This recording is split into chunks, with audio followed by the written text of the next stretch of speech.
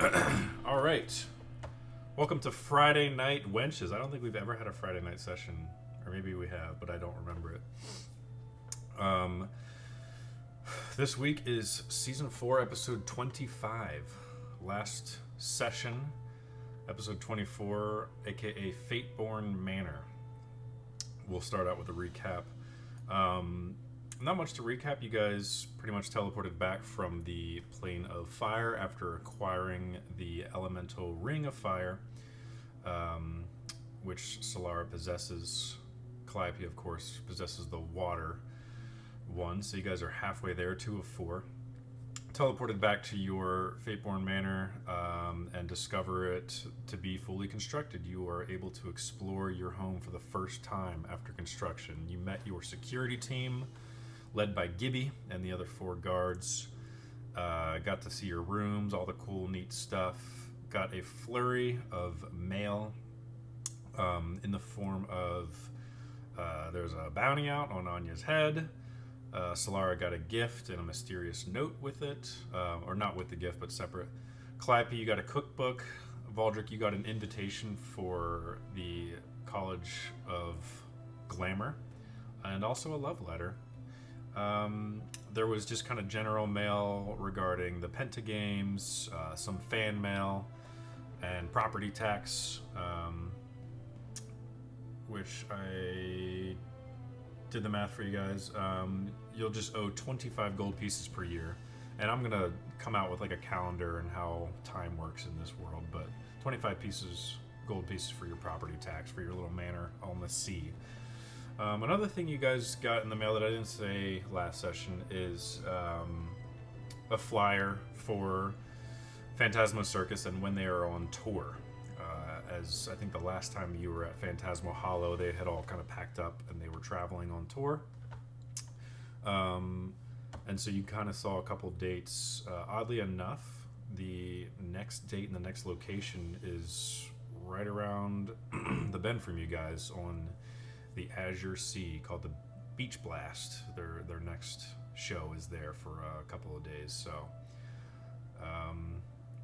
you kind of look at the location, and it is on its way to where you guys are trying to head, which is to, I believe you guys said you were heading to the Huntsman Lodge to maybe sell some stuff, take a look at some of the bounties, the contracts, and then from there would continue to Winds Peak possibly. So you have your horses, you have all of your things, and we pick up on the night of. You guys were planning at the table, so we can pick up there, or we can go straight into long rest in the morning if you wish. So I think I, before bed, had been researching dragons and stuff. I think is what. That's right. Before we get to that, I have notes for you, Calliope. Before we get to that, is anyone else, is everyone just turning in for the night while Calliope continues her studies? Unless Anya wants to, unless we want to, keep looking. Do not grace our house. Valdrick's doing weird It would aerial do yoga it in the her dead room. of night. It would just be like a knock, knock, knock on Anya's door. He already knows. He knows everything. It doesn't matter. He knows all. Why not get a little info, if not confusing info, from him? Have to stage the house. Yeah, why not get some vague posts from Vecna? Vague posting by Vecna? Well, information is information. Subtweeting by Vecna? Yeah. If it's true information, if Vecna's not just fucking with you. Is Vecna chaotic evil or lawful evil? He's lawful evil. Yeah, he's not allowed to He's not allowed to fuck with us? be silly goofy, I don't think. Not Yeah, too no, silly. he's Really not vague. gonna give us all the information.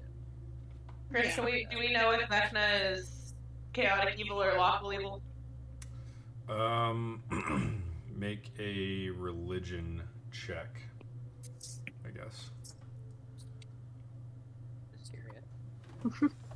Because that would, Vibe check Vecna. Yeah, vibe check on Vec. 14 plus 5? 19. Definitely evil. Definitely evil. I believe Got that. chaotic. You believe Ooh. you believe that he's chaotic Oh, evil. Ooh. We What can do you deal do with with the chaotic entities, which And is he's maybe dealing with some chaotic good folk. So that doesn't go well. It's okay.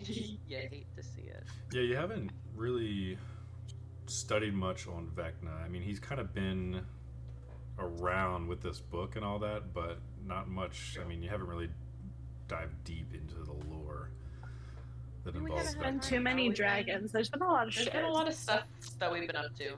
Lot We're of busy, stuff. busy, busy True. girls. I'll add it Yeah. to my brain next time we're at a library. Okay. Research. We have a library. You do have a library now. Oh, we can just research in our own library? That's sick. Yeah, it depends Okay.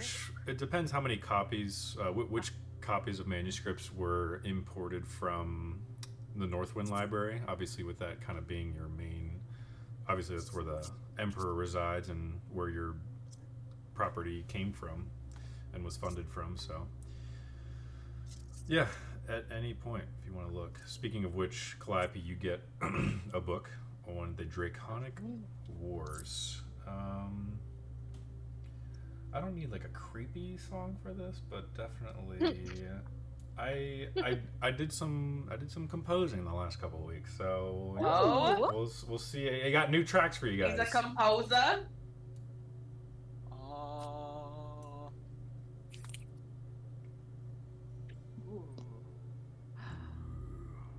The Draconic Wars, Calliope. You settle in for the night. Grab your glass of wine.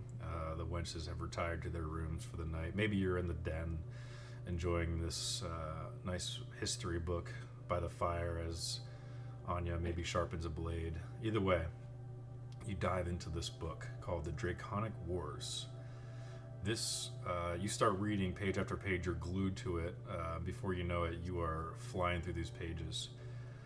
You read about a historical, non-fictional time of dragons, thousands of years ago, where dragons ruled as tyrants. It talks about, metallic versus chromatic, and you kind of know all that. You kind of flip through those pages a little bit quicker. But you get to the meat of the book, and you discover that there were 3 Draconic Wars that it's talking about. The first Draconic War was a rebellion of the mortals. The mortals rose up in rebellion against these tyrannical dragons, had enough, banded together.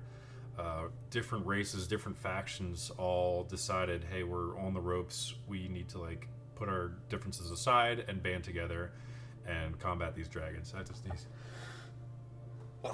Excuse me. I got that. Kalimvor blesses you. Thank you, Colin. You are blessed. You're blessed. Hashtag blessed. You read that the races, elves, orcs, humans. I hate it.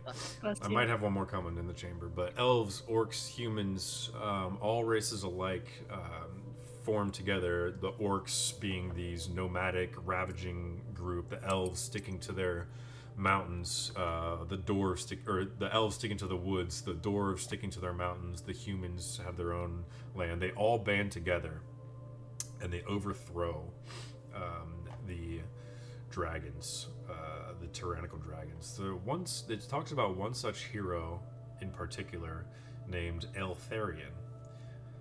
He was dubbed the name after this battle, after this war, was dubbed the name Eltharion the Dragon Slayer. He forged Aeltharion,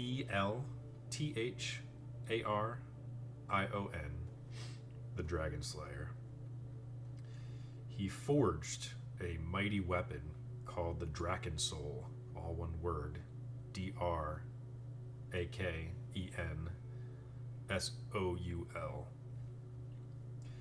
and used it to slay the Crimson Tyrant known as Varithix, Vaerithyx,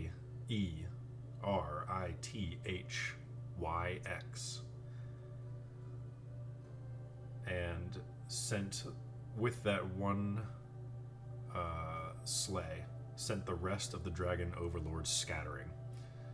So kind of won the war by cutting off the head, and the rest scattered. So that was it for a while.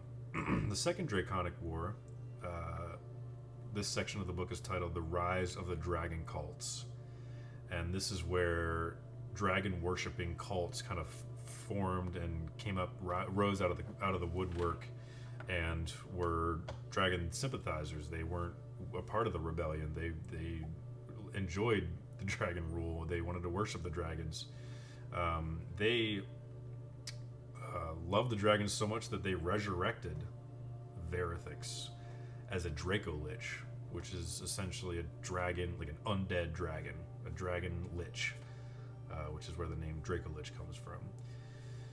Verithix was resurrected by the cults, and he formed an alliance, obviously, with the cults and attacked the lands again. Another hero rose up called Archmage Seraphis, the Unbound. And he weaved the Veil of Banishment, another weapon used to kill these dragons. Sacrificed himself in the process to banish Verithix back away from the mortal realm. The Second War left the land in ruin, even more so than the first. And it took centuries and centuries and centuries of rebuilding Waydora back to where it once was. Until you get to the Third Draconic War, the Sundering of Heaven and Earth. The Sundering of Heaven and Earth. This happens centuries after rebuilding from the Second War. The dragons themselves had a civil war. This is where it really talks about chromatic versus metallic dragons fighting amongst themselves. It kind of separated the good from the evil, metallic coming out as good, chromatic coming out as evil. Factions formed, and you kind of start to learn a little bit more about the dragons and who they answer to. And this is where it talks about how the metallic dragons worship the good dragon lord, dragon god Bahamut, and the chromatic dragons worship Tiamat. And that's familiar to you because you know that those are the kind of the symbols on Anya's Sunblade. In this war, Tiamat was looking to reclaim Waydora and continue the legacy of their draconic rule. And of course, Bahamut, being the good dragon god, believed in a symbiont balance between dragons and mortals. This war mostly took place away from the material plane, let alone Waydora. It was destructive, but in a different realm. And Bahamut was to thank for that. Bahamut made sure that their conflict was not involving humans as much as he possibly could, and trying to steer the battle away from killing hundreds of thousands of mortals. All three of these wars leave remnants still today, lingering. Dragon Lords, which you can attest to, you just came back from the Plane of Fire, killing a Dragon Lord, the second biggest Dragon Lord, the first being Kessa, one of the main generals that called the Talon of Tiamat. There are cults also around Waydora, which I don't think you've run into too much. So they still are alive and well today. And then, of course, the Civil War is still ongoing. Chromatic versus metallic all over the realms. So it kind of sums up the book with the remnants of how these wars affect your world today. And with that, you blow through this book in a matter of 6 hours. And head to bed, which you all head to bed, take a long rest for the night, at which point we pivot to Solara.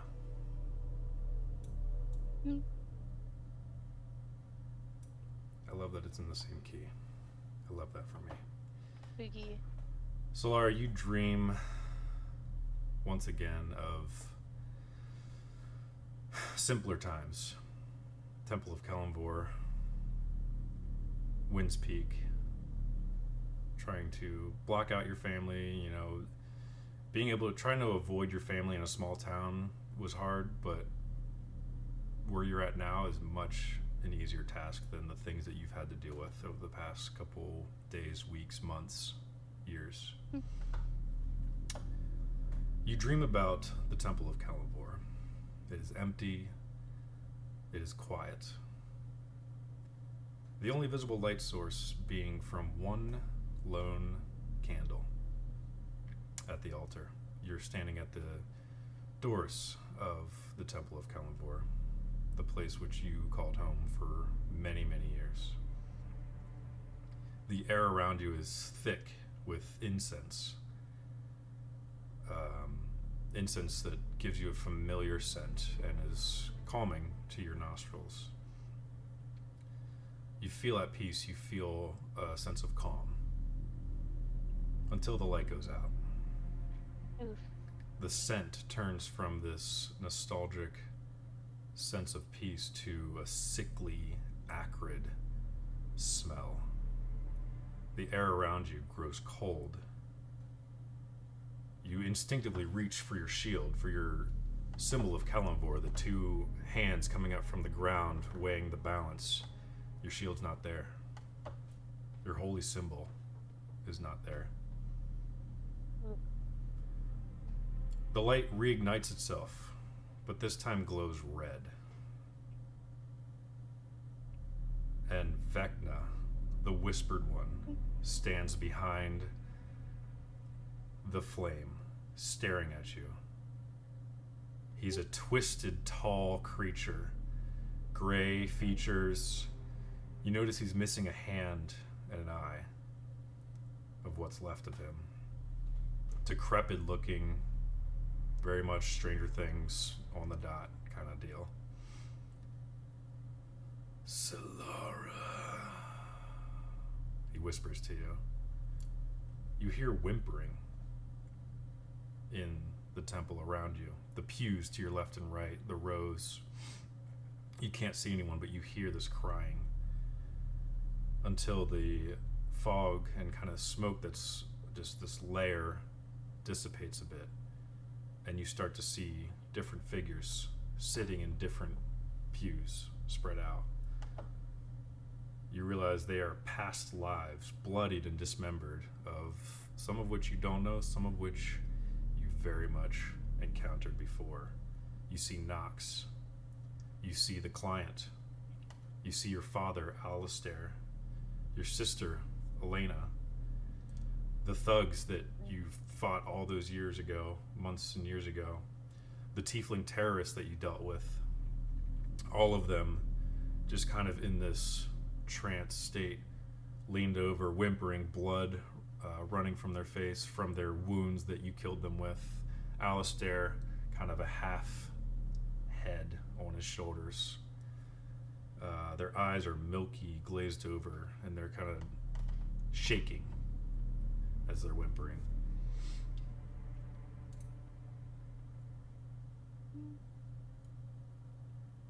So scary.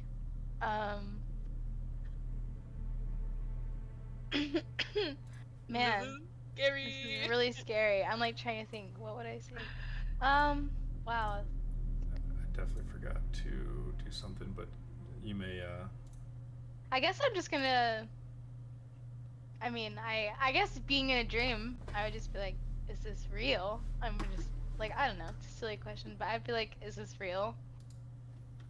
Like, I mean, I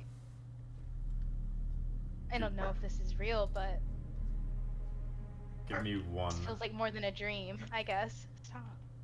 Give me 1 second. Okay. I failed miserably on one of these sounds.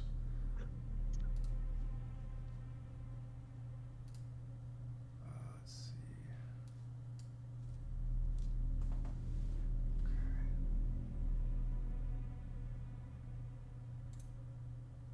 1 second. Take it all in, though. This is very creepy. It very much gave like the nun vibes, you know? That's wonderful. Yeah, it's not so I scary. guess, almost or made I wine guess from that window, instead, so. maybe I would I don't know. I guess can I actually just roll instead? Just for like I don't know, like what's See what like the do fuck I is feel going like on. do I feel like can I think to myself like am I in a dream? Does it feel like more than a dream? But I guess I wouldn't say it out loud. I'm more thinking it to myself. So I don't know what you want me to roll for that. Yeah, I guess make a Vibe check on the dream. Yeah, 5 check on the dream. yeah, I guess you're trying to perceive if the dream is real or not. So go ahead and make a perception roll. Ooh, okay, that's pretty good. 16 on the dice plus 26. Yeah, Okay. your perception I'm so perceptive. Right. sometimes. You're not in control of your actions. It's just kind of instinctually what you would do in this moment, but like as you try to change course, you continue walking down the aisle towards the flame. You're drawn to this flame and you're looking around. You are petrified, and it feels very, very real to you. Even with a 26, it's hard to tell which is real. But with a 26, you do hear a faint clock ticking. This is giving such horror movie vibes, and I love and hate them. At that clock again. We've It's heard that getting before, Percy right? wake up. Pause We've heard a on. clock before. We switch over. We're gonna pause on your scene for a second. We switch over to Anya. Anya, immediately you are shot. You shoot awake in your bed, and for the first time in a very long time, your little black book flips open and starts recording a bunch of stuff. You have no idea what's going on. What do you do? Huh. I'm gonna read the book. Where's the book's name? Because Okay. I didn't have any dreams, did I? You open the book. You read the book. There's no words but pictures. It's all scribbles from chalk, and it is showing the exact scene that I just laid out for Solara, page after page, like a picture book, showing her walking down the aisle, showing Nox, the last page showing Vecna, and the glow from the candle. Solara, or is it from her eye? For the most part, it's from her eyes, and then the second to last page is Solara. You see her there, and then you see Vecna. No. Room. Okay. Mm-hmm. You're gonna run to Solara's room. Solara, we switch back to you. Oh my god! So Solara, scared. Okay. Me and Valdrick are having such a peaceful night's sleep over here. I'm so scared. Okay. Vecna looks you directly in the eyes and says, "Their time is coming. Your time. I will see to it that you are the last of them, so that you can watch me kill every last one. And I will not kill them quickly, no. I will hollow them, torment them, break them, turn them. Let them serve in my name. And when their time is up, as will be yours." All of a sudden, Solar, the rest of the distance of the aisle, you are flung to Vecna. He grabs you by the throat and he says, "Clock's ticking," as he brings you in close. Anya, you burst into Solara's room. She is horizontally floating off of her bed, rising up to the ceiling. Solara, wake up! I don't like this. I'm gonna use my toe ring to instantly yell at everyone to wake up. Hoping that'll wake up Valdrick and Calliope. Like, maybe, it'll wake up Solara. Probably not, but, like, maybe. Let's see. Hold on. Yeah, I go bust an ass into the Does it room. wake us up? The toe ring, yeah, telepathically. Make a Constitution check, both Calliope and Valdrick, to see how deep in your sleep you are, and if you can, how long it takes you to wake up. 17. Okay. Check your saving throw. I guess it doesn't matter. It's the same thing. Never mind. Yeah, it's just a check. 15. Okay. Both good enough. You start hearing shouts in your mind. Valdric, Calliope, wake up, wake up, wake up. It's Solara, come to Solara's room. Whatever Anya's saying. You wake up. Both of you wake up and are like, did I dream that? And then you hear it again. And you're like, nope, nope. And you quickly realize, smack yourself, and it's a distress call. Valdric's on but naked. I'm grabbing my wand on the way out. Okay. Bad Can I idea. speak in my dream? Or... You are in this limbo of not sure whether you're still in dream form or not. You are at this current point being held by the neck by Vecna, and he's looking into your soul. You hear this faint, muffled, Solara, Solara, wake up, and you hear that it's Anya's voice, and you're looking around. You don't see her anywhere in the church. Everyone storms into Solara's room. I'm gonna chuck water on her, and then if that doesn't work to wake her up, I'm gonna grab her and try to pull her down gently. I was gonna use shocking grasp and try to shock her a little knowing bit. that there's a chance that like that could do bad things to me. I'll risk it. I'll risk it for Solara. Okay, I'm gonna try the water first. I'll give everyone an action. Anya, you get your 2 actions before the other ladies make it to the room. So your first action, you throw water on Solara. Nothing happens except it washes away a bit of the blood that is now running down her face from her eye. Your next action is to jump and grab her. She's at this point 4 or 5 feet off her bed now and climbing. You guys have tall ceilings, so she's continuing to rise. You go to jump and grab her. Make a athletics check. This is so scary. This is so scary. Guys. Becomes Vecna's slave. Dirty 20. Yeah, that's a concern right now. Okay. You grab her, bring her back down to the bed, fighting whatever supernatural force this is that is drawing her away from you. You're able to hold her, but she starts convulsing, shaking as you're trying to, hold her down and grapple her. At this point, Calliope and Valdric, you come bursting into Solara's room. You see Anya holding Solara on the bed as Solara's shaking, and now her other eye has a stream of blood as her eyes, you now see, are a milky white. Not saying anything, but shaking. Can I scream and cast detect thoughts in the same motion? Because that's terrifying. One, I think I would definitely scream. Sure, absolutely. So you scream, eek! Anya, you hear them burst into the room. Definitely more of a... Yep. Valdric would not go eek. Valdric is so freaking scared right now. Things don't usually happen to me. So you're detecting thoughts on Solara? Yeah. Okay. Surface level is a sense of fear. She's scared, petrified, terrified, kind of thing. Do you want to probe deeper? Yes.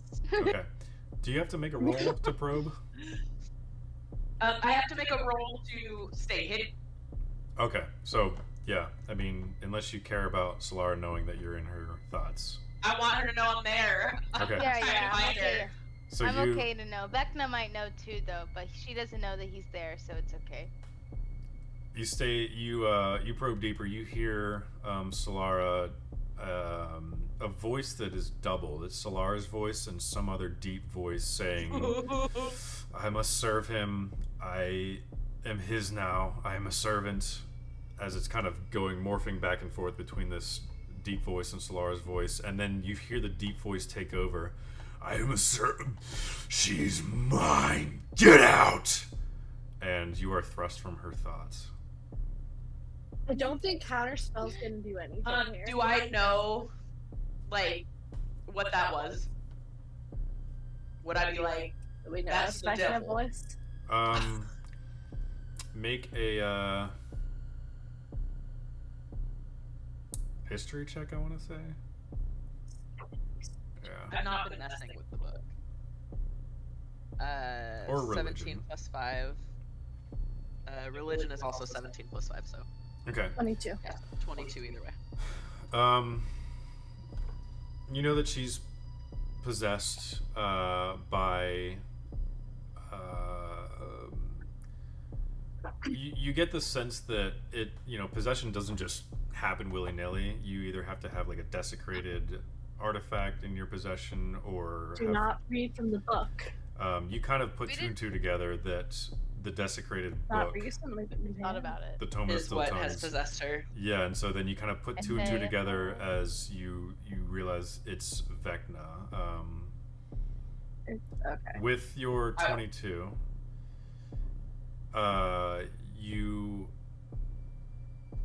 you know that Vecna. You never really thought about this before, but you know that Vecna is not a god, but rather he's attempted to ascend to godhood himself and failed. And of course, he's got a cult following, but still is powerful. Not god powerful, but powerful enough to be, he wants to rule over everything. He can probe into people's thoughts and minds and to try to coerce them into doing his bidding and becoming a follower of him. And you said he's evil, right? Yes. And you do know, I would say, being a bard, you know that this has happened to people before, and there's a way to get them out. Do I know what that way is?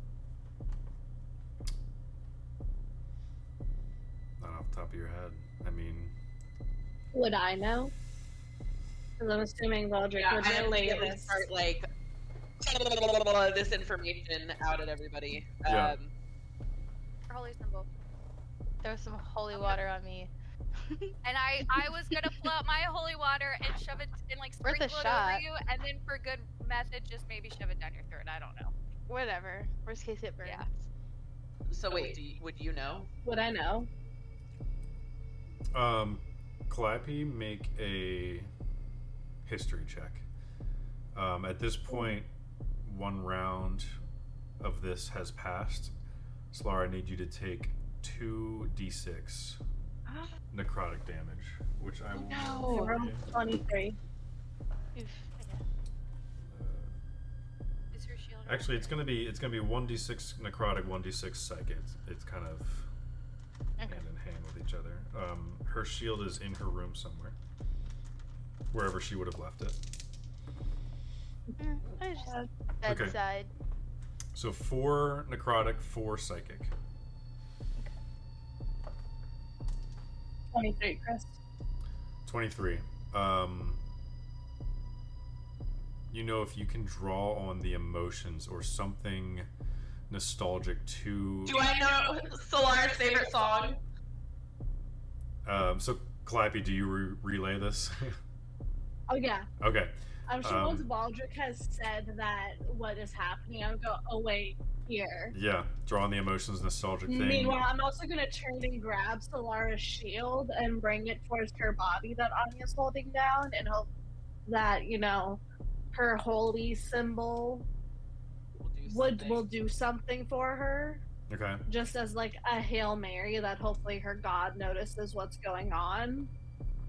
I'll start praying and be like, "Hey, Kellenbor, I'm not sure how this prayer thing works, but Your girl needs Claire you. is struggling. I think I don't know. She's so if you can help." devoted. I've already She asked a needs lot it. of him.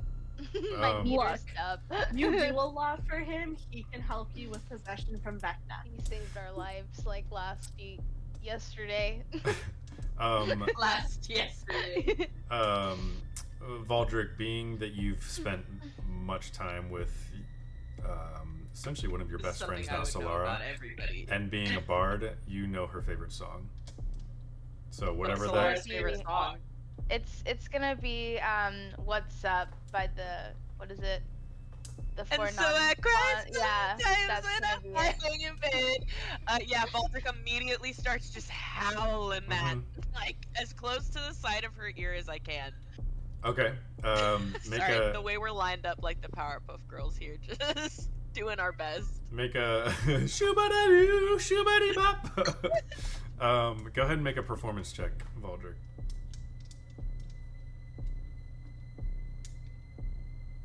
It's gonna be an 18 plus 13. Okay.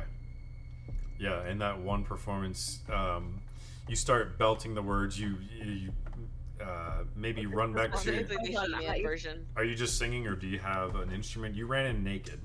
So you wouldn't Yeah, have to- I'm naked. I'm gonna run and grab the Dawn Singer right quick Okay. and pull up and so I cried sometimes when I said that and you went, wait. Get it all out, what's in my head, and I'm feeling just like that. Okay. So in that time that you run back to your room naked, everything flopping around, Solara, you do take. You are going to take another round of damage. This time, 6 I necrotic. thought our house was supposed to be our safe space. 6 necrotic and 6 psychic. Damn, you really rolling high. As you kind of For start real. to hear bones start to twist in Solara. As Valdric, you come back and just start immediately singing before you can even tune your lute. You're singing, or whatever instrument you have. You're ting ting ting ting ting, and then you start playing. And as you play, you slowly start to see the twitching and the shaking come to an end. Solara, you do one last fit of shaking until you wake up and fall flat on your bed. The tense stops. Anya is no longer fighting you. What's going on? The fuck was that? I'm gonna tell you what the fuck that was. That was playing around with the horrible devil book. What? We Told didn't you even that talk would to him Played tonight. with it Yes, recently. It doesn't matter. You fucked with the book. It's been a while though. I'm gonna dunk you in holy water. Well, Vecna's booty calling you in our home. Yeah, fuck. We're Yeah. gonna have to stage this whole place. And I got Please bad news, do. guys. Like he wants us all really dead. What So. did we do to piss off Vecna? The dragons, I We didn't understand. pen pals. I don't know. Honestly, I really thought we were kind of cool up until Yeah, we were pen pals. right now. He Unless Vecna's in charge of the fucking dragon business. And we're fucking up their plan. I'm working with Diamor's dad. Dipshit. Pissed he couldn't get his hacks to come possible, here earlier. or he just You know, that's awful. I think every day from now on I'm gonna cast protection from evil on you. I was like, can that happen again? Can he do I that don't again? know. That was so scary. Would we know? Can Vecna do the call again? You don't know. This Booty is the call from first Vecna. time that it's happened. You don't know if it's going to be the last, even with all your rolls. Maybe we talk to Father Zapier when we get back to. I don't know about that. You know, surely there's someone else we can We talk don't to. mention that it's you. You don't want to tell your father Oh, that you. We're I not have gonna a say it's- friend. He's gonna know. Yeah. I've been haunted by that before. I think I still am. I don't know. I'm just at this point. We'll say we're helping someone. It's not okay. Yeah, We've But been if he asks, hired to it's help not me. someone with a Yeah. possession. Yeah. or any of you. I think friend. that we should also consider the fact that we're getting surely close to murder Vecna level. You know, one day we'll be there. Let's be careful about putting that out into the ether. Just say, we're closer now than we've ever been before. Let's worry about one big bad before we worry about another. For now. He's going on my shit list. I think, Was he not already on the shit list? I think he might already be on it. Did he get bumped because of frickin' Sadiq and the Sultan?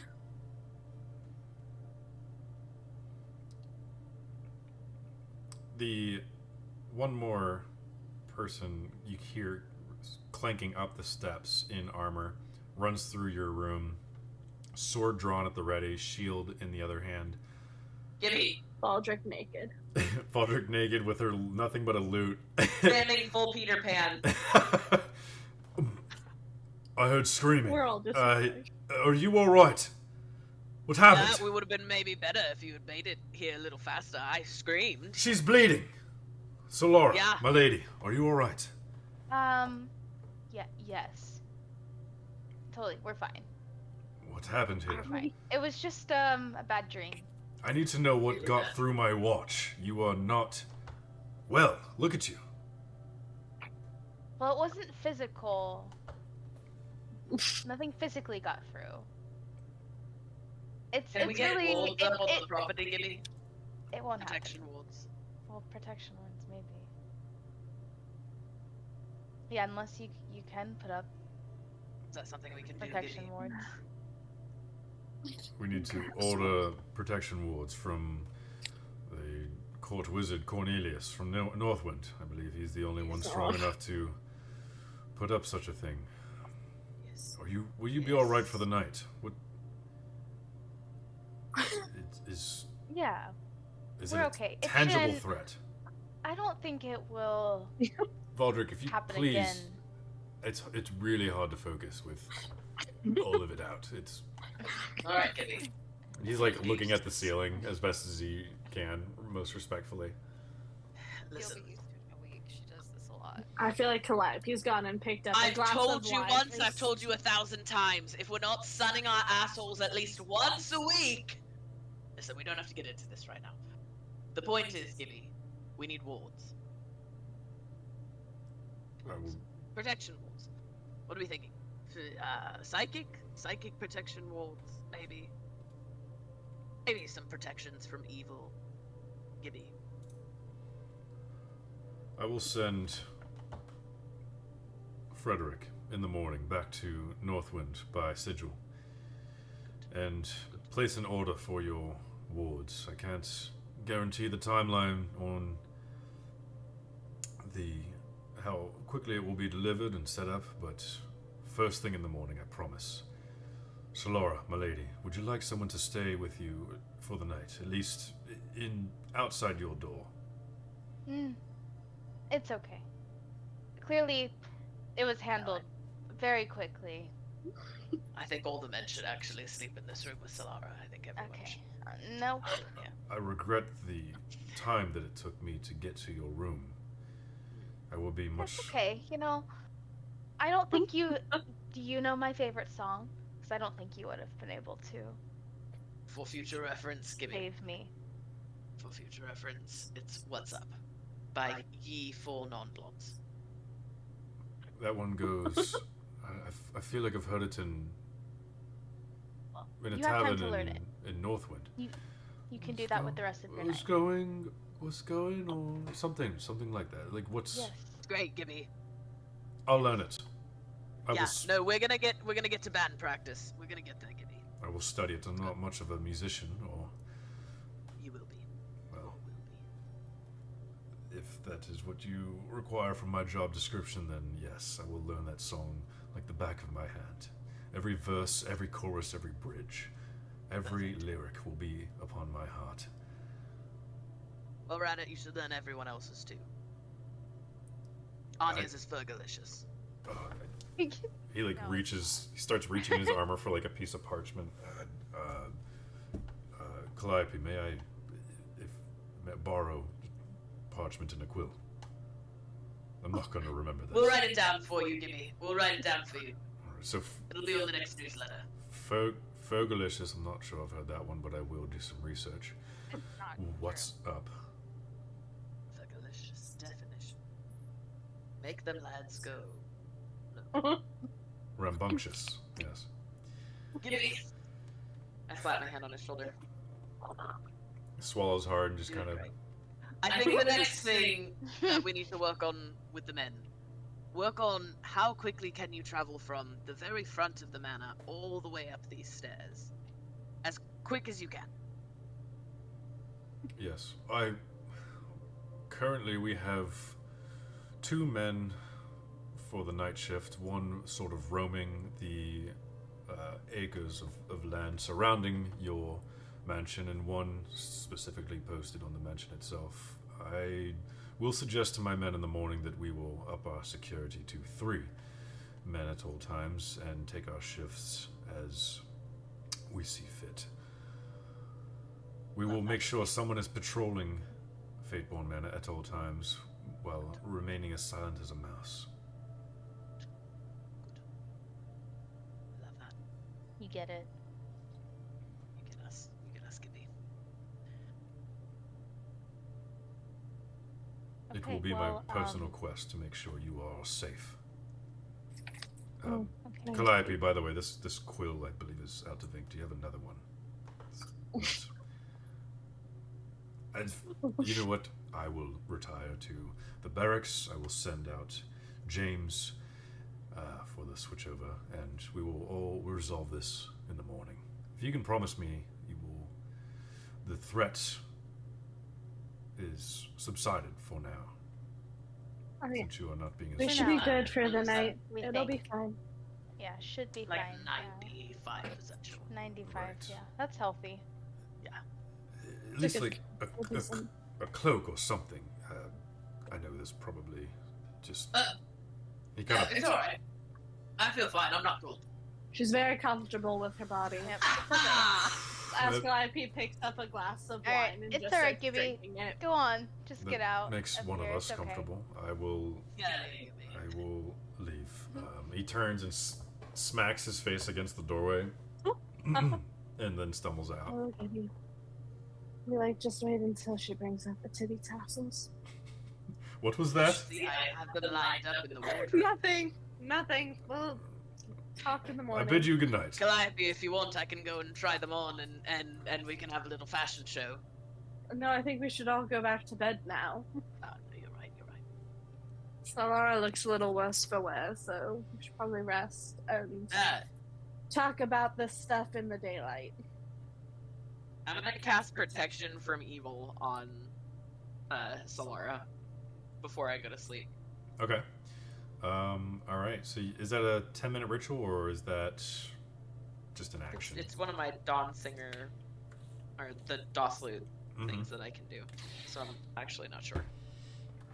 Either way, you have the time to do it. So I think it's a ritual. Either way, you cast protection from evil. How do you do that? Exactly. Just imagine Baldric Yeah. doing I'm that, just head minute. looking at her like, full just chugging wine. titties in her still face. like kind of half asleep. Mhm. You're kind of I'm nodding gonna off, give but Think Solara better. a glass I've got of shaky wine. eggs. yeah, you finish the song and dance, kind of walking around, or maybe you get some incense and start burning in circles, and you cast protection from evil around her for the night. And Solara, That you feels like a warm hug. you clean yourself from the dried blood on your cheeks, and you go back to your rest for the night. The first hour or two, you kind of lie awake, just scared. You have a really tough time falling back asleep after Yeah. the traumatic event that just occurred. I'm gonna send another message to Cave, and I'm gonna say, bad news, definitely on Vecna's shit list, might need your help with that after all this. Okay. That's her being low key. Yes. I'm being low key, you know. Like she's like, I'm not like, you know, just saying. But also like, I'm gonna probably need your help with that. But that's like because I'm scared. Like I was like, it's like a late night text. Yeah. Got it. Pick a number between 1 and 20, and I will roll. 1 and 20. Yep, Um, I have the die here. It's rolled. 17. 17. Okay, I rolled an 18. Oh, thank God. Um, It's so sad. So if by chance he is on a different plane of existence, the message will go through no problem as far as plane travel. You do hear a response back. What do you mean? What are you talking about? Solara, are you alright? Are you safe? I'm just okay. Scared the shit out of this man. I'll be like, fine for now. It's a lot to explain. Just know we're on a shit list, and I mean all of us. But fine for now. We need to deal with one threat at a time. We'll deal with my father, and then Vecna will get his. I don't care how powerful. And then it cuts off. So funny. Okay, and then I go to sleep. All right.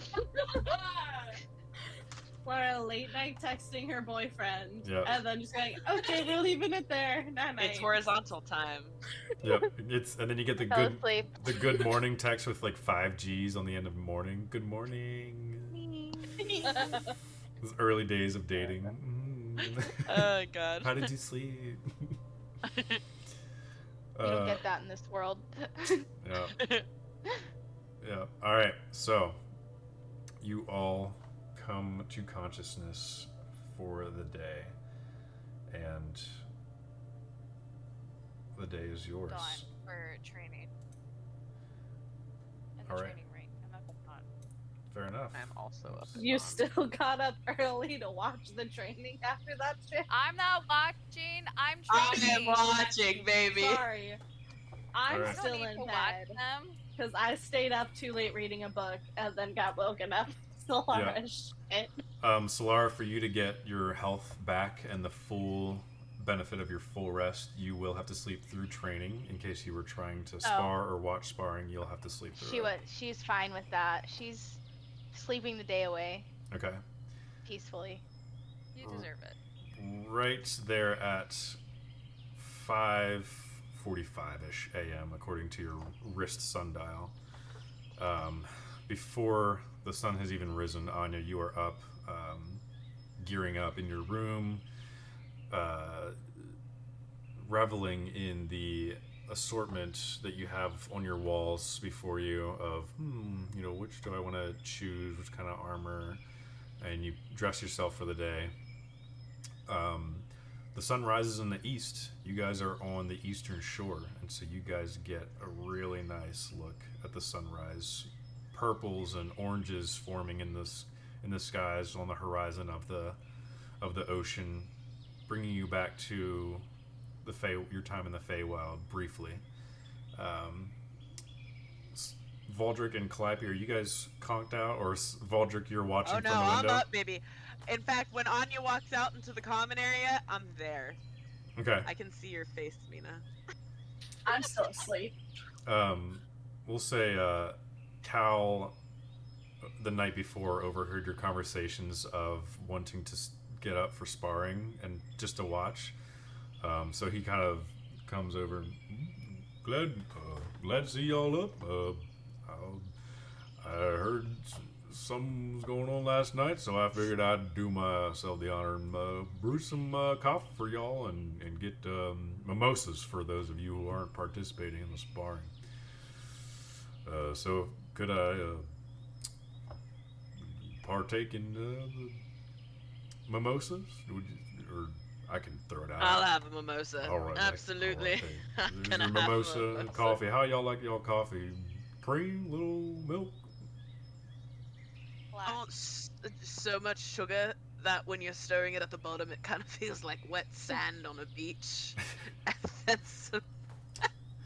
then some creamer in it. Yeah. He's got 2 ale horn goblets, or ale horns in his hand, filled with coffee already. Anya just says black, grabs one of the ale horns out of his hand without even looking at him, and passes him. And he says, "Oh, all right, get a little sand, cream, whatever y'all said. I'll get to work on it. Enjoy your mimosa, and I'll be right here in the kitchen if y'all need me."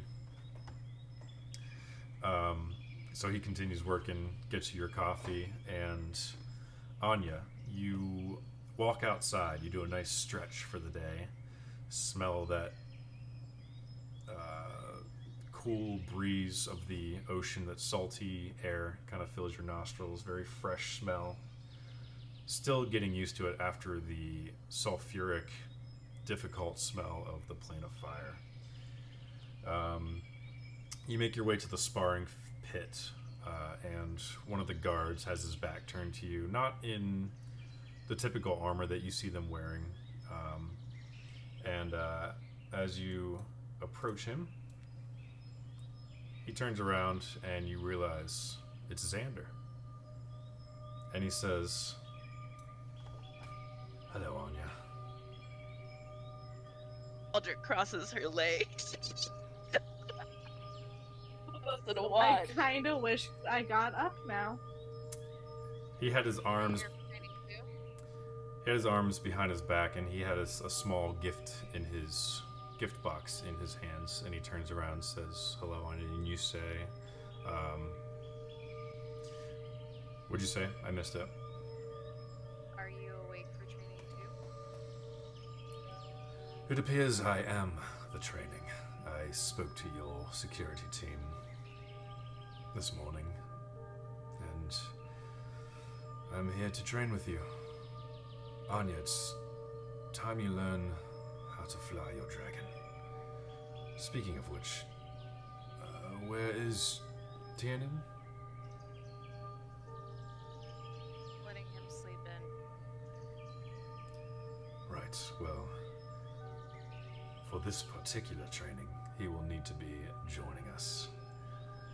As will Xerxes. And all of a sudden, landing in the pit beside him is his dragon, Xerxes, the obsidian black dragon in his full form.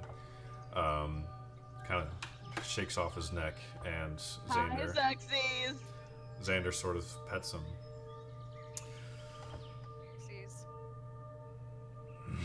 Kind of lets out a low growl, or a low kind of huff, kind of paws at the sand beneath his claws, as Xander says, "Yes, I would be lying if I said I didn't miss you. That reminds me," and he pulls out from behind his back a gift box for you. It's about yay big, 1 foot by 1 foot ish. What's in the box? It's my dick in a box. Another dragon egg. Open it and find out. You gonna tell me where this one comes from this time? I will. It's near and dear to my heart, and it's about time I passed it along to the second best dragon rider I know. Besides me, of course. You must not have met very many, because I've literally never ridden a dragon before. I see the potential in you, Anya. I see the fire in your eyes, behind that haunted dark look that no one wants to see past. I see it. I've seen the ways you handle yourself in combat. Another lie? Or have we learned to tell the truth? Just open the box, please. Aldrich is losing her mind. She's like crossing one leg, uncrossing, crossing the other. Mimosa is splashing. So upset that I slept Feel through like this. that's Yeah. happening. I'm just ignoring it. She's got And the popcorn, just the pieces of popcorn. yeah, mimosa coffee. And Mimosa coffee. Just you better spill the tea when me and Solara wake up. I hope you know this. Oh my god. I will telepathically tell Tiernan that he needs to come down to the fighting range. okay. I'll tell him Xerxes is here.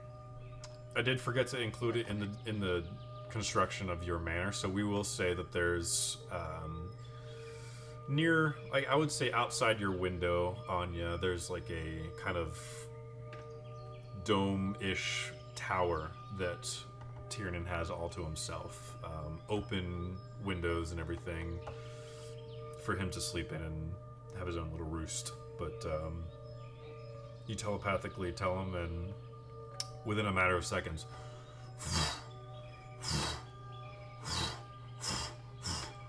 as Tiernan descends from his tower, plants himself right next to Xerxes, and they kind of both look at each other. Xerxes definitely has a bit more size on Tiernan, but there's been some growth since the last time they've seen each other, and Tiernan is no longer that little pseudo-dragon that's been just along for the ride on your shoulders. He is his own independent dragon. They kind of sniff each other. Both of them obsidian dragons, oddly enough.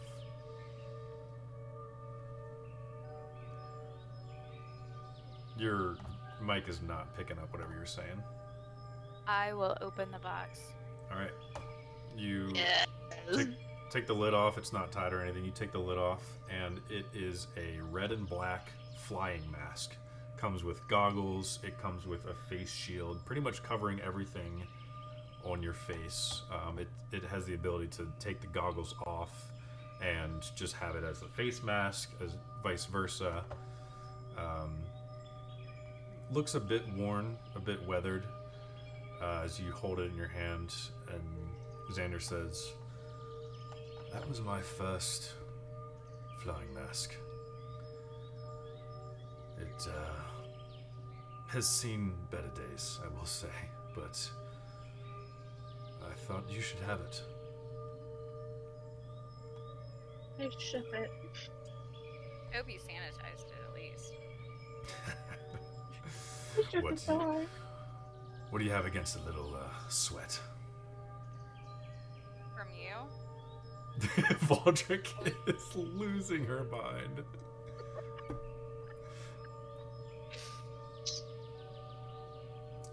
It's dry. It's all the same. All ends up in the same place anyways, doesn't it?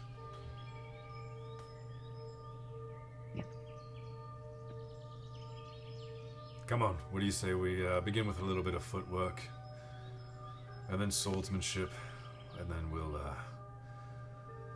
get to mounting, and then of course we'll take flight.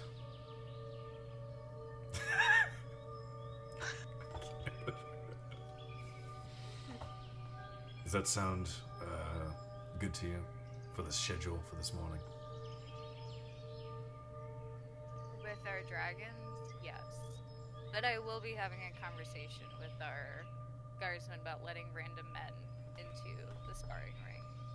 Here. Now that I will agree with you on.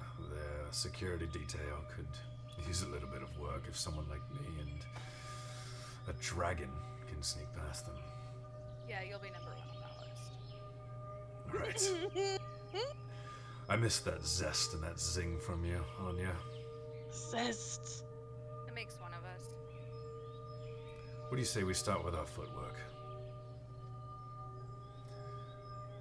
Now, of course, riding a dragon, typically you are wielding ranged weapons, but for someone as skilled and as daft with the blade as yourself, well, we need to improvise. Luckily, I've been trained in both, and so you've come to the right teacher. Also, I should say the teacher has come to you in this case. And you get the training montage of the sun coming up, Valdrick losing her marbles on the porch. Valdrick's 2 bottles of champagne deep. Yeah, By the time this is done. as soon as that mimosa empties, Cal is already replacing it with the next mimosa. And yeah, we get a training montage of Anya sparring. Anya, how close are you to being a level 5 dragon rider? I'm a level 3 right now. So, do some math.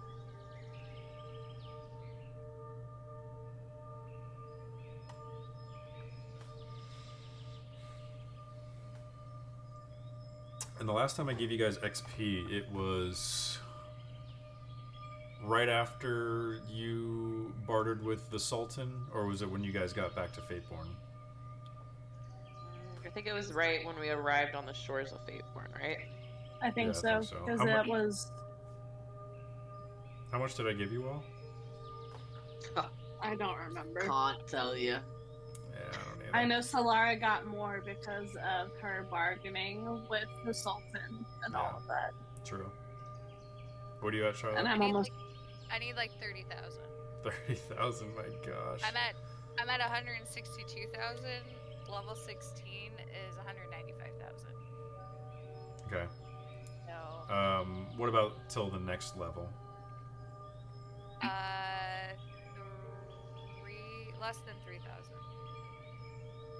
Okay. A little bit under 3,000. All right. 2,750. Okay. We're so close. We will say for this bit of the story, your time spent training with Xander this morning, you learn a lot. Enough to level you up to level 4 Dragon Rider. It'll take care of that 2,700. So get yourself right at exactly level 4 Dragon Rider. Wee-hoo. And let's see. Not that one.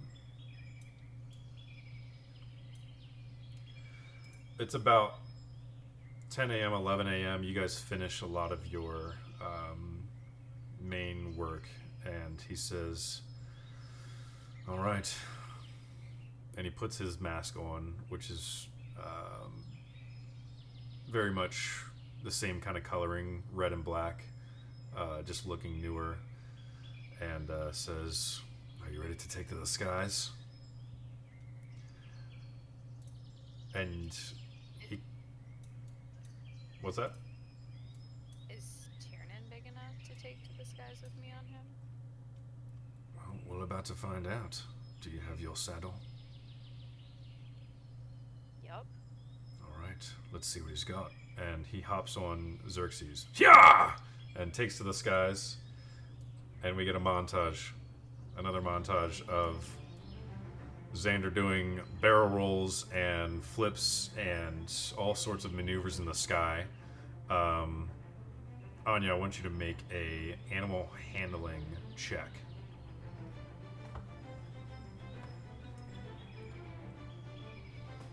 Take an advantage because he's my dragon. Sure. Okay.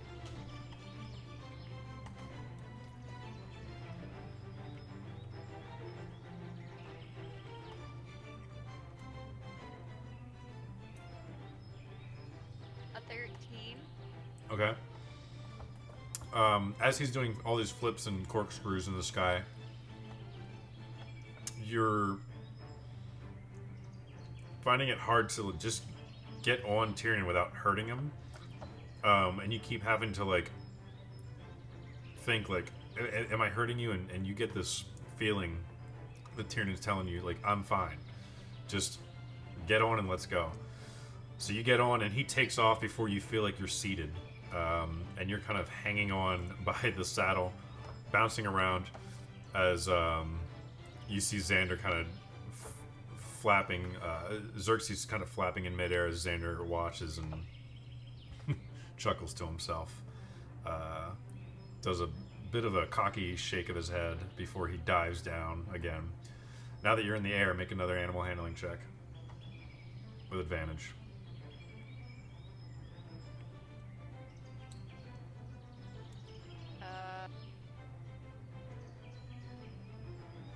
A 17. Okay. This time is a little bit better. You still are losing your seat, but you're able to maintain. Your thighs are burning, trying to just hug the spine of this dragon that not too long ago was once on your back, and now you're on its back. As you guys fly around, you're trying to keep up with Xander and Xerxes. Obviously, they are much more skilled and agile. But he says, "All right, you'll get in the hang of it. Follow me." He goes straight down. You guys are probably 200 feet in the air now. He shoots straight down towards the ocean. I want you to make one last animal handling check.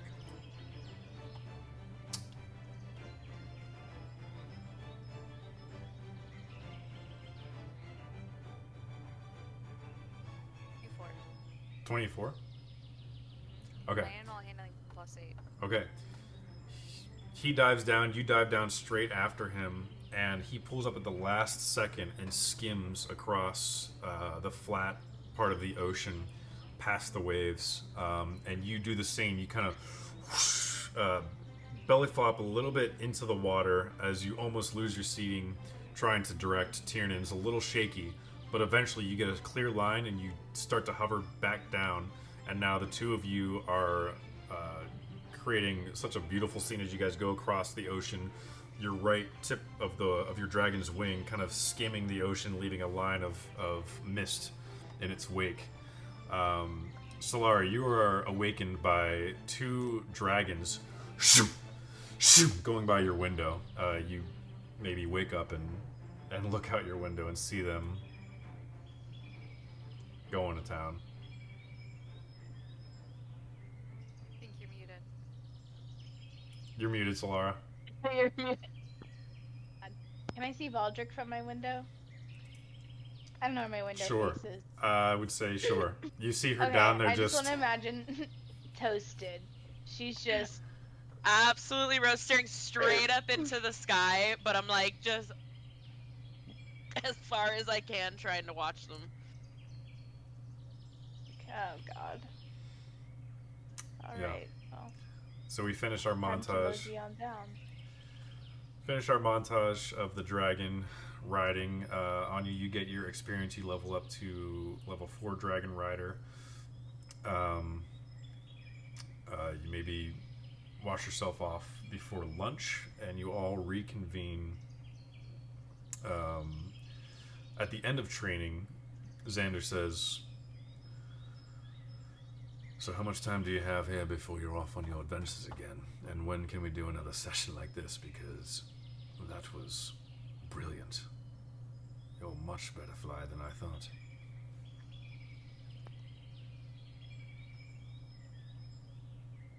Don't know. Call me. And he mounts Xerxes and goes to take off. Did not call me Anya. Oh, that's so funny. Lee how? Call He me. sings "Baby, Are You Down" as he flies into the sky. Oh, hello? Calliope? She's back. There she is. Baby, are you down, down, down, down, down? All right, you see the dragon and his rider get smaller and smaller as they fly away, and you're just looking up at them like, "Call me how?" What? As they fly off into the sunrise, into the hot high noon sun. Valdrick comes right up behind Anya and immediately says, "You're like the second best dragon rider I've ever seen. Oh, Anya, the second best that I've ever seen. That man's in love with you." Well, that man also lied to me, so That's true. We should gut him, cut his head off, put it next to the dragon's head up by the entrance. maybe after he teaches me everything I need to know about riding dragons. Well, what does he have to teach you when you're the second best dragon rider that he knows? All without Kill ever him and riding you'll a be the dragon. first. Isn't It's that very crazy? impressive. I'm And very like, impressed. sorry, just imagine now you can like ride Tyrion while like having your sword out, just slicing as you go by. Full Pop, pop, battle pop, pop, pop. cry. Yeah, I do have a question. I don't mind. Do you want me to wait until level 5 to actually like Ride Fly during with- combat. I think I will Yeah. allow you to be able to fly, but not during combat. okay, It's just a level tough 5. because I thought you were at level 4 and I was gonna just grandfather you up to 5. I didn't realize you were that far, but Yeah, I think 30k is a lot to just give in a training session. that's a lot. Um, That's a lot. Yeah. So, but you got a good chunk. You know how to fly your dragon, just not confident enough to take him into combat. That's fair. That's fair. So I'm not gonna risk him. He's gotta kill some bad guys and grind that XP. all right. So it's lunchtime. Cal has prepared a nice, well-seasoned pig for lunch, knowing that you guys are probably this is the last meal before you set off on your adventures again. So he kind of went all out with the seasoning and everything. As you come inside to seeing this massive hog just rotating slowly on a stick, all parts involved. The head's there, stick just going right through it, and it's rotating in the center fireplace in the kitchen. Smells great as you all come in for lunch, joking and jesting with Anya, whose cheeks may be turning red. Who knows? Nope. No. My eyes are rolling though. Okay. We're doing so much exercise today. You all sit down at the table to eat, and unless you would like to discuss, we can move right along to travel. How will you and where will you be traveling? Alright. Plan A says we go to the guild, we sell our shit, we go to Wind's Peak for the air ring, and then we go to Westwind, which I'm pretty sure that's where the games are. But now we should also add in there, because we're on the way to sell shit, we should take a stop by the Traveling Phantasmo. Just a little peeky. Every time we go to that circus, it's always It's a great quick- time. and it never ends up being a quick trip. I've quickie. been attacked in my sleep in No, your it's a cabin. quickie. Mind you, I leveled up from. It's just a fast one. It's on the way. It's on the way. Come on. Come on. It Well, might no. have an opportunity to get a little coin. 12 hours. That's true. 12 hours. We Alright, were- alright. 12 hours. Quick No in, quick longer. out. Maybe we No put longer. Anya in a few competitions. You know, who knows? Yeah, we bet on her. We make some money. I need you to at one of the places we go to buy a dragon figurine for a spell.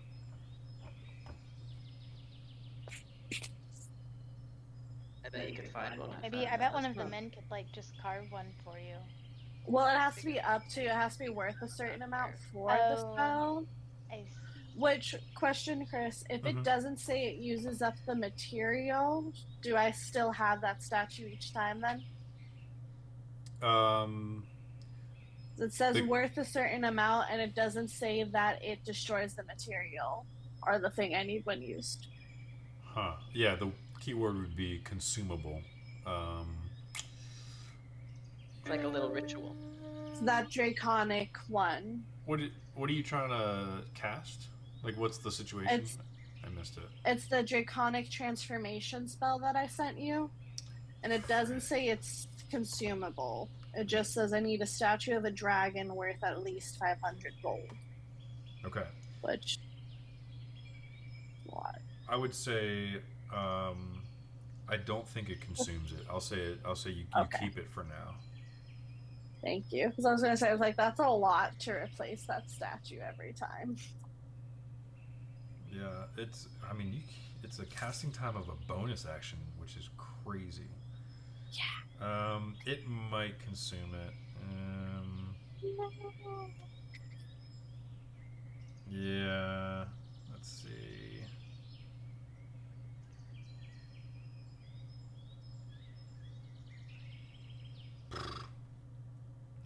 Yeah, because like it kind of would work like Revivify, where she has a diamond worth 300. As soon as she casts Revivify, it's going to consume that diamond. I think it all works if it's a component. It's not a spell casting focus, which is what you would keep and not consume. So I changed my mind, unfortunately. DM giveth, DM taketh away. This time I'm taking away. Come on. Please. You gotta find a place where you can buy a bunch of statuettes of a dragon. Baldur's gonna have to come with me to negotiate those down. We need to buy this in bulk. For not 500 gold per statue. To throw you a bone here, I will say, as the Northwind interior decorators and architects designed your home, they did place one statuette of a dragon at the very center as you walk into your manor, worth 500 gold pieces. So if you would like to take away from the aesthetic of Fateborn Manor to cast a spell, the option is yours. I mean, I would ask the group if that was fine first. Can I take this and like... Can I take this and use for a spell? Yeah. I become a really cool, scary dragon. Or I get dragon features. Say that again, Charlotte. I didn't hear you. I said I kind of like it there in the foyer. But I guess so. Just gonna slip it in my bag. It's gonna take this. Just gonna slip it in. It's fine, guys. All right, so you Pay no have attention. I'll replace it with something. you have one 500 gold piece statuette of a dragon. Lit. The security team kind of staggers their lunch with you, eating 2 at a time, while the other 3 maintain their patrol. Cal eventually eats last with you all, and you completely devour that pig, leaving none behind. Feeling refreshed and ready for the day, you set out. Do you take your horses? Yeah. Right? It's Well, with my yeah. dragon. I'm gonna fly my dragon. You want to fly your dragon? Or, yeah, I guess. Or he can walk on the ground too, and I can ride him out like that too. Okay. So you leave Wojtek. Wojtek? Is that your horse's name? Boy check. Wojtek. You guys all, we'll say you all head to the stables. You get ready for the day. You're well fed. You're ready to head out. It's probably 1 or 2 p.m. at this point in time. Valdric, you are reunited with Sunstrider, your white stallion, strong and beautiful as she may. Currently feeding, and she kind of bucks at the ground as you come near. In fact, all of your horses kind of recognize you and come over to you. Anya Wojciech, if you remember, black and shades of gray, a little rough around the edges, has an attitude to her, but solid nonetheless, or him, whatever gender you decide for this horse. Solara, Cookie, the brown horse, also rough around the edges, trots abnormally up to you. And you remember she trots abnormally due to her long-term leg injury that you have since healed, but still is kind of sticks with her. Just kind of makes her walk or trot weird, but doesn't affect her any other way. And then, of course, last but not least, how could we forget Bessie, the small little pony with a patchy mane, 3 legs and a wooden peg leg. Not very smart. Sitting there in its stall chasing her own tail. You kind of have to get her attention before she does kind of wobble up to you. Bessie is too precious for this world. We love you, Bessie. I'm gonna introduce Miss Margaret to Bessie. Okay. Margaret. Make an animal handling check as you introduce the 2, I guess. Gets to know each other if we're gonna be traveling.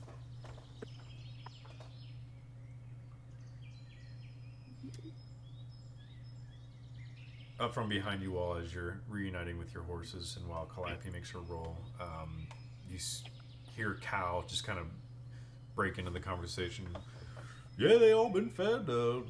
Real cooperative horses while y'all gone. Got plenty of acres to roam and trot around, and had to kind of transition them with the new horses from the guards. All 9 of them in here.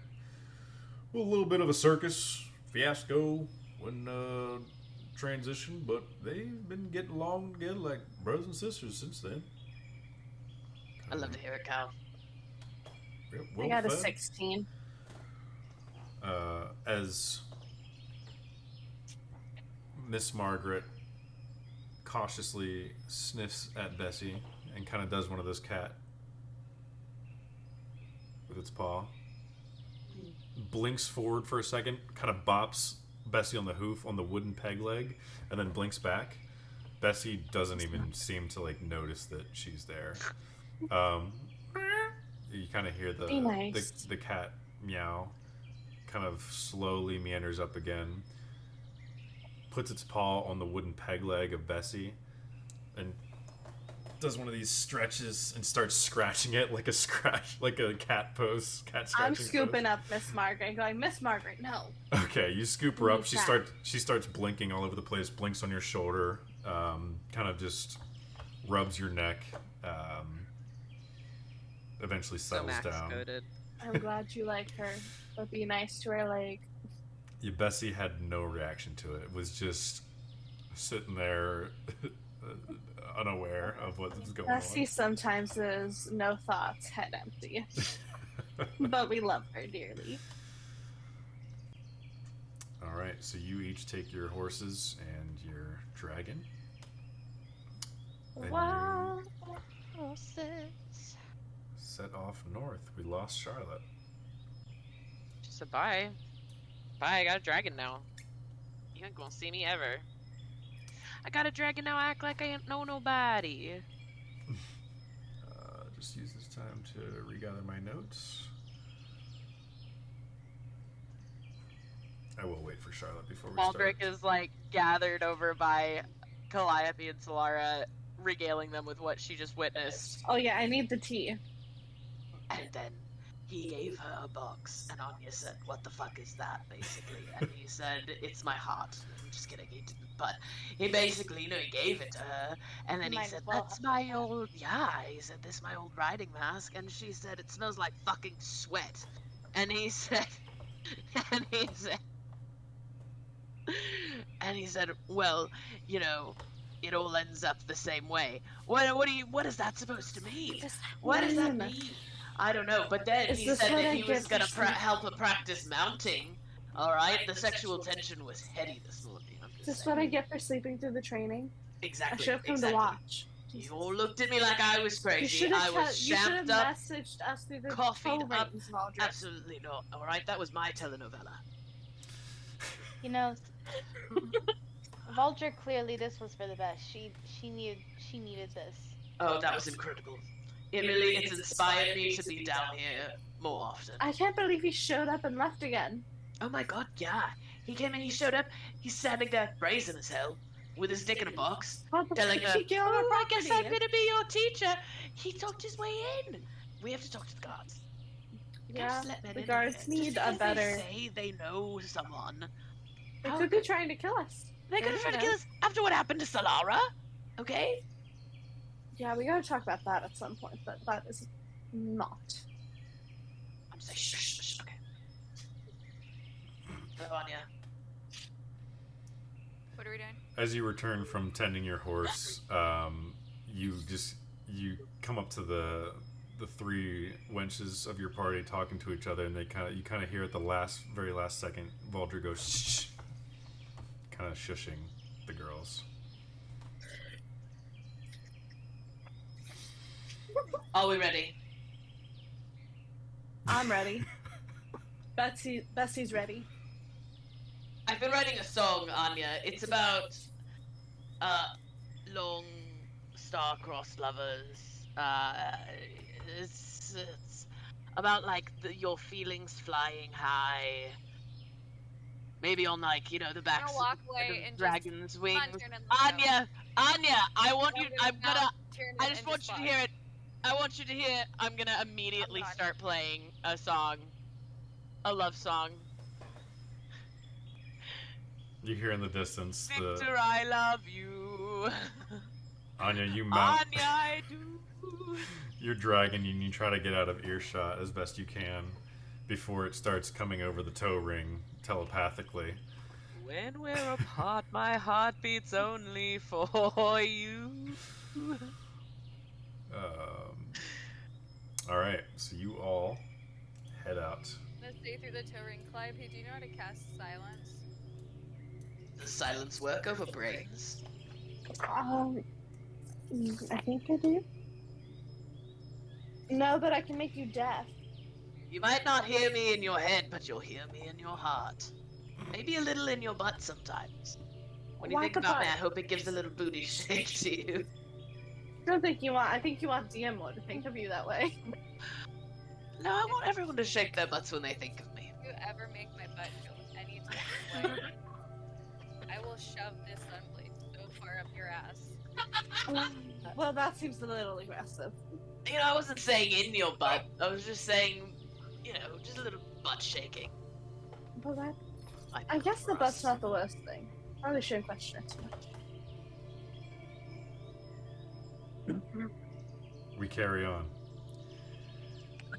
As It's Anya great. keeps a slow speed flying above you all as you trot along with your horses, jesting one another as you have for the past year or so that you've known each other. You travel parallel to the beach northward, knowing that the Huntsman Lodge is northward, as well as according to the tour dates of the flyer that you had for the Phantasmo Circus, which seems to have been distributed to the nearby residencies all across Lindhelm, which is the region you guys are in right now. You stay along the beach, kind of probably, I don't know, maybe 100, 200 feet away from it. An hour, 2 hours pass. You'll change your pace every once in a while. You pick up a speed and then you slow down and kind of just have a rhythm. Some hours go by where you're conversing, others you're just kind of trotting in silence, thinking about your next move, the next plan of action. Solara, maybe what you're going to say or do whenever you are reunited with certain people back at Wind's Peak. The Temple of Kalimvor still a haunting in your memory as of recent events just last night. You all continue on. What's the marching order? Baldrick's leading the front of the horse pack, baby, following behind Anya in the sky. All right, I'd like to imagine flying V style, Valdrick up front, flanked by Solar and Calliope on either side, with Anya taking the skies. Anya, since you have the best view over the land, I want you to make a perception check with advantage, being that you have a bird's eye view, a dragon's eye view, if you will. You said perception. Perception. Nat 20. Nat 20. 13. 33. Okay. As the sun begins to set in the west,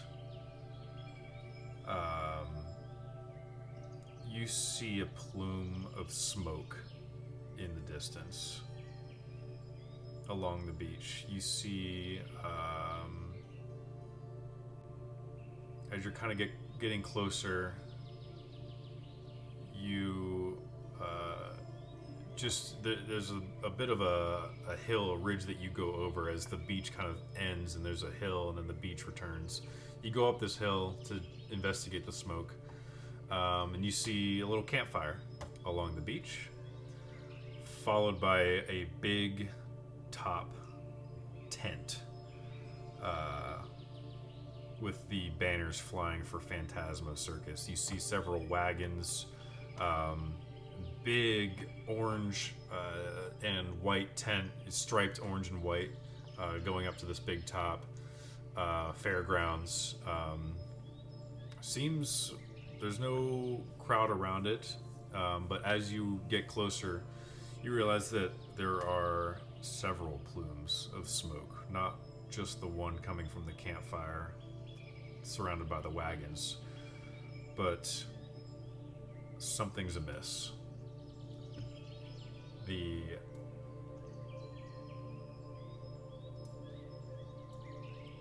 tents, some of them seem to be torn asunder and in other places on fire. As you get closer, you see a scuffle, a fight breaking out, swords clashing, arcanic magic flashing in the slowly dimming light that you have around you, the day as it's turning to night. And you hear shouts, you hear screams, you hear deep growls as you see two dragons coming in from the east across the Azure Sea. all of this through the door. Okay, through the toe ring, you said.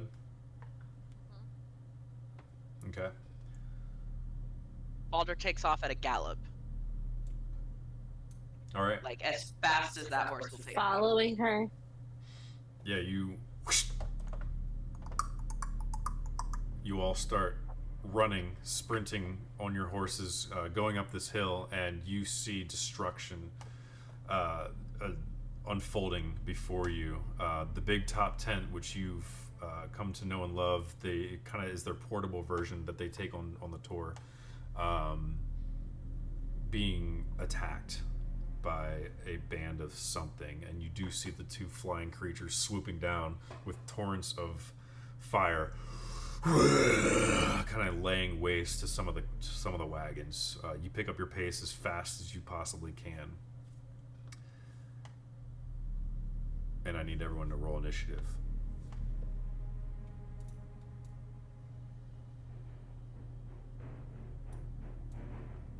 so scary. 21. Phantasma's always having something. Phantasma gets shit on. Dirty 20. I got an 18. Okay. Do I have enough time before we reach there, before we start combat, to cast haste on Anya? Yes. Especially you just being not moving and you're just riding your horse.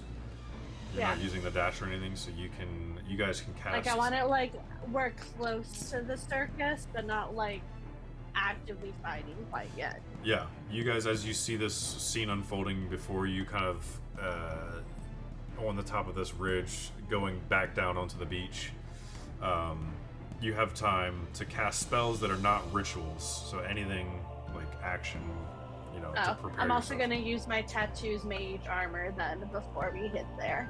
Okay. I'm going to use my once per day tattoo that we got in the fire plane to do it mage armor. Okay.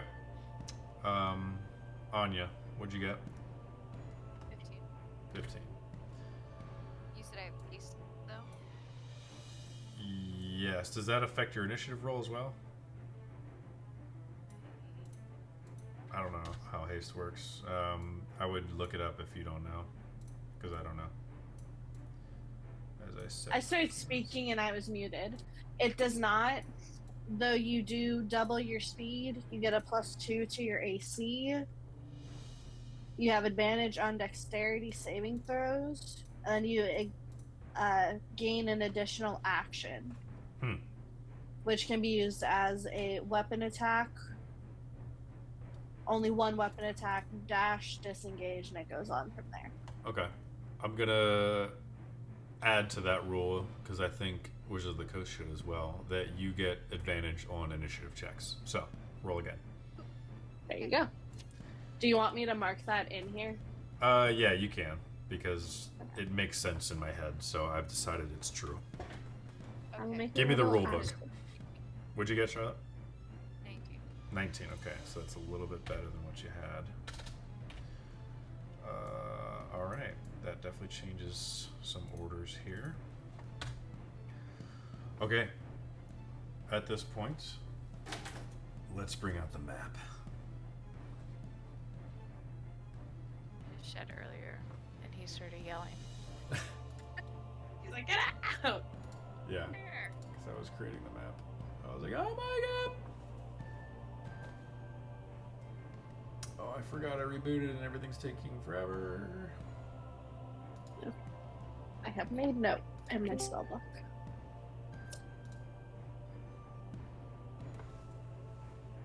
Yeah, I'm giving it away.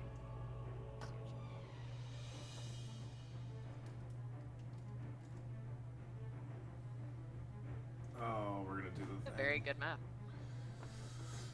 All right, so I rebooted because it was doing this stupid little focus thing. Okay, it looks like it stopped. Hopefully. All right. Let me just go full screen here with this baby, and I'm gonna bring this. How do I bring that to the forefront?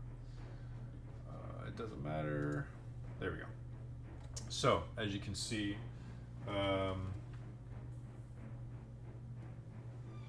you are all here.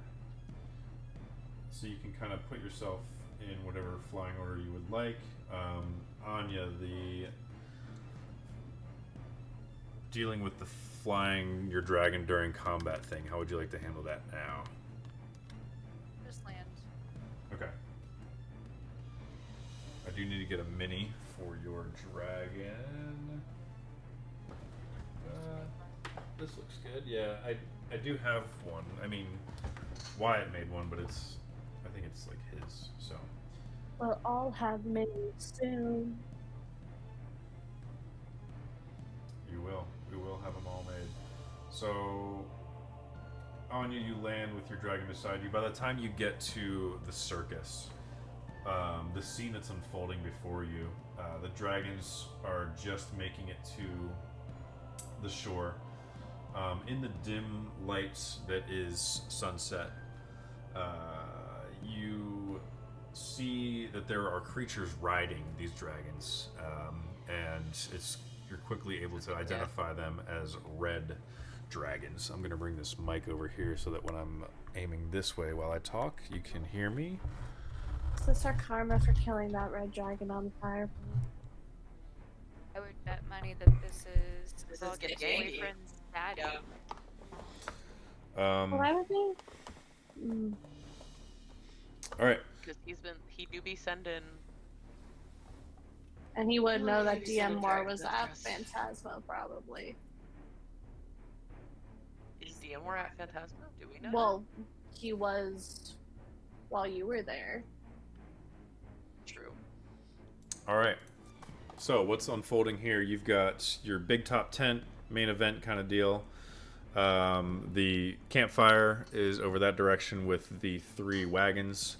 You see well lit in the campfire a Githyanki creature who is currently engaged in combat with Lilith and Arangelo, who are doing all sorts of acrobatic flips. Lilith puts her fist like this as Arangelo puts a foot on it, does a backflip over the campfire and takes a swipe with his short blade at the Githyanki. So you kind of see them doing flips and tricks trying to defeat this creature.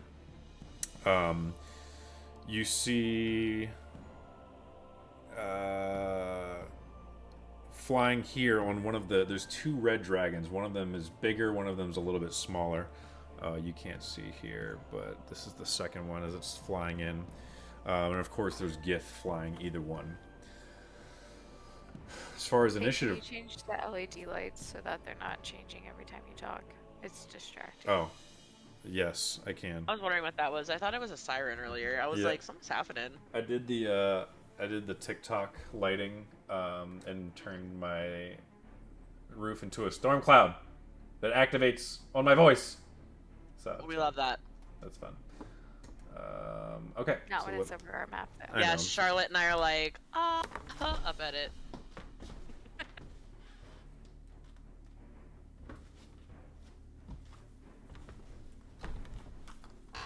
All right.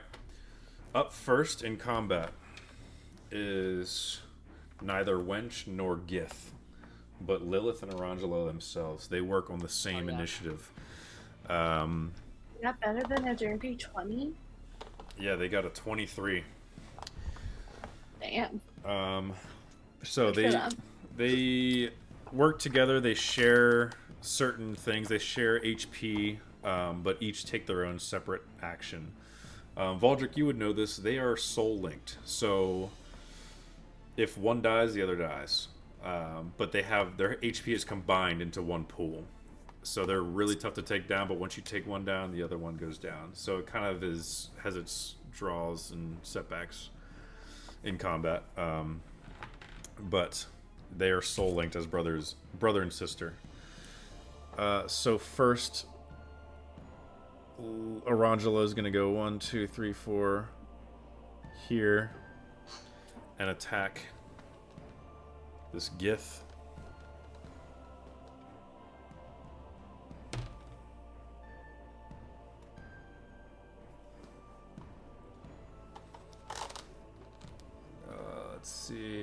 get my stuff.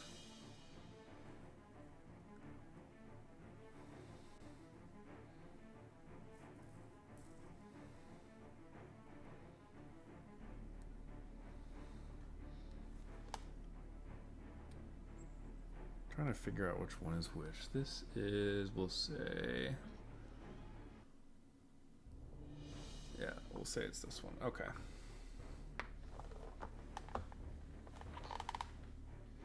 All right, so the first attack's a miss.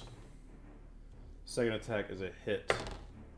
Third attack is barely a hit. So 2 go through.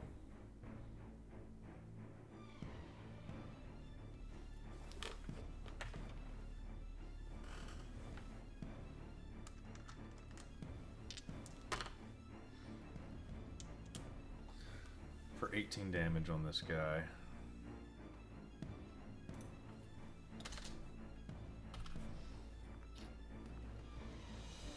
Alright, and then Lilith is going to take her turn. She gets the advantage from flanking, and she does have the sneak attack ability, which means she gets a big bonus to damage if she hits on a sneak attack.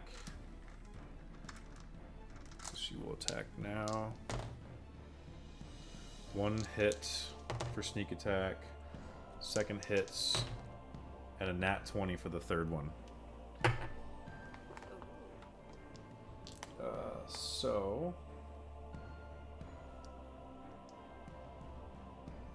all right.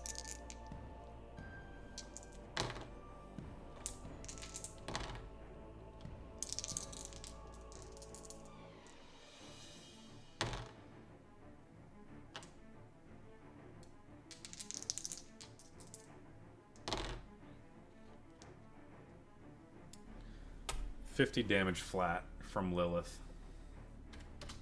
Hell yeah, Lilith.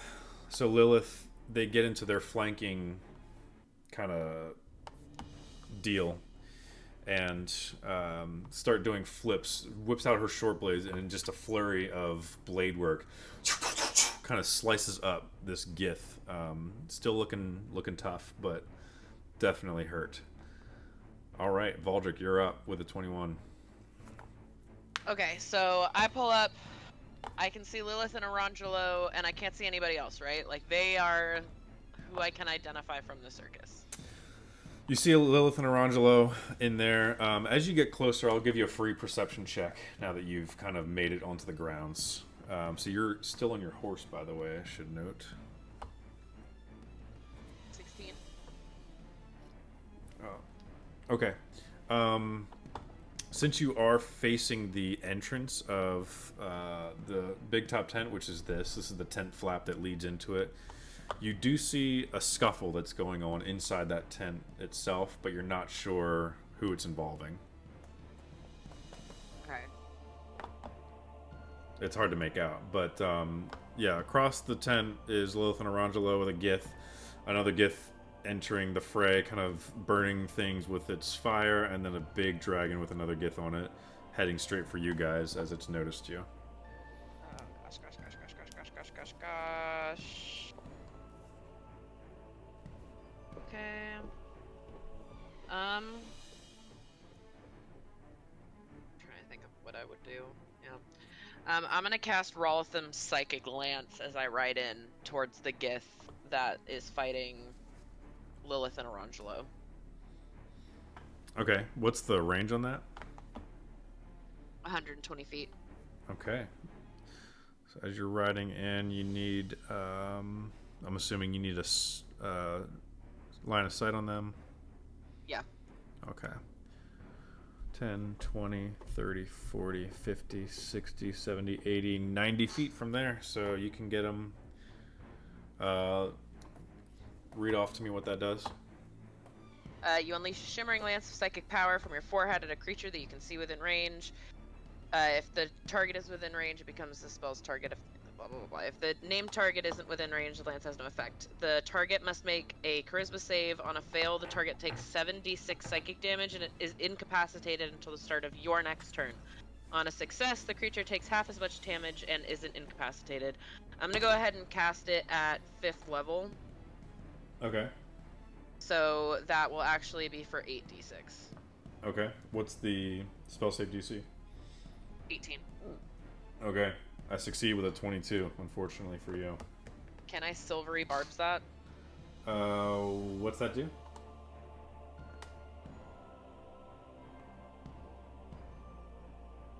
Literally just wrote it down. Where is it? There it is.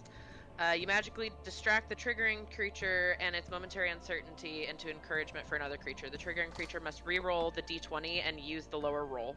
You can then choose a different creature you can see within range. You can choose yourself, and that chosen creature has advantage on the next attack roll, ability check, or saving throw it makes.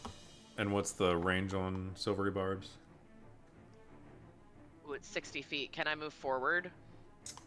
No, unfortunately. Or is that the distance I can move? Yeah, I moved you 30 to get there. Yeah. I'm trying to think. The speed of... You are on a horse. What is the speed of a horse? Can someone look that up? Speed of a horse 5e. Speed of a horse in D&D 5e.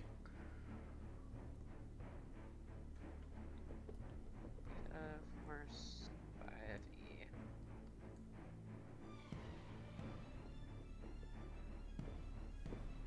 What the fuck? Place movement speed. It's important to distinguish between a character's movement speed and their travel pace. Okay, what does that mean? 60 feet. Okay. Okay. Then we will say you can get 3, 6. That'll put you barely within 60. Now my other question is, what level is Silvery Barbs a spell? Oh, let me look. I think it's a level 2, but... Silvery Barbs 5e... It's a first level. Okay, because the other thing is you cast...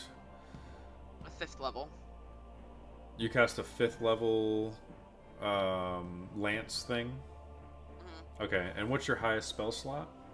6th. Okay, so 5. Actually, I think I have 7th now because I'm 14. Yeah, my highest is 7th. Okay, so you can do a 5 and a 2, so or a 5 and a 1.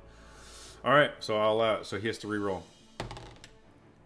Rolls a lot worse this time. 13 total. Hell yes. All right, so he takes the full brunt of it.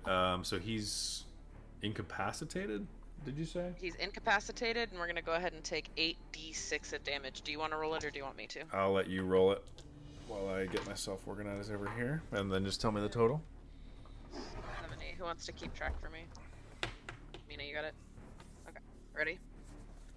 4, 4, 4, 5, 2, 2, 2, 6. Say that again. 29. 29? 29, got it. Yeah,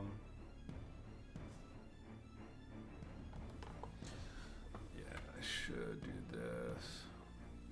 And I'm gonna give the triggering of Silvery Barbs to Anya.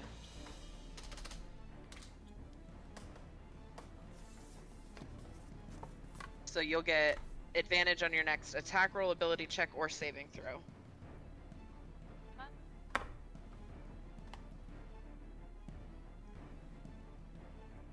And then can I still bonus action if I used a reaction, or does that take my bonus action? Reaction is different from your bonus. So, okay. Yeah, so you've used your reaction this turn, your action, the horse's speed, and then you still have a bonus action.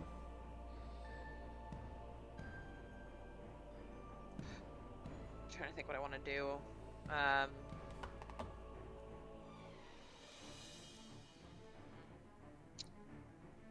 gonna hold it. I can't think of anything that would be useful Bardic right Inspo? now. Ooh, you're right. I'll go ahead and Bardic Inspo. If I Bardic Inspo Lilith or Orangelo, does it Inspo both of them since they're one critter?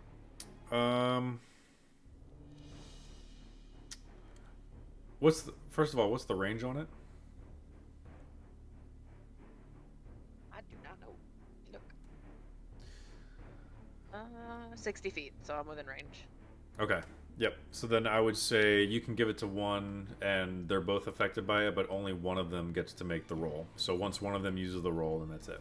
It's gone. Okay. So is it a D10 at your level? It is a D10, yes. Perfect.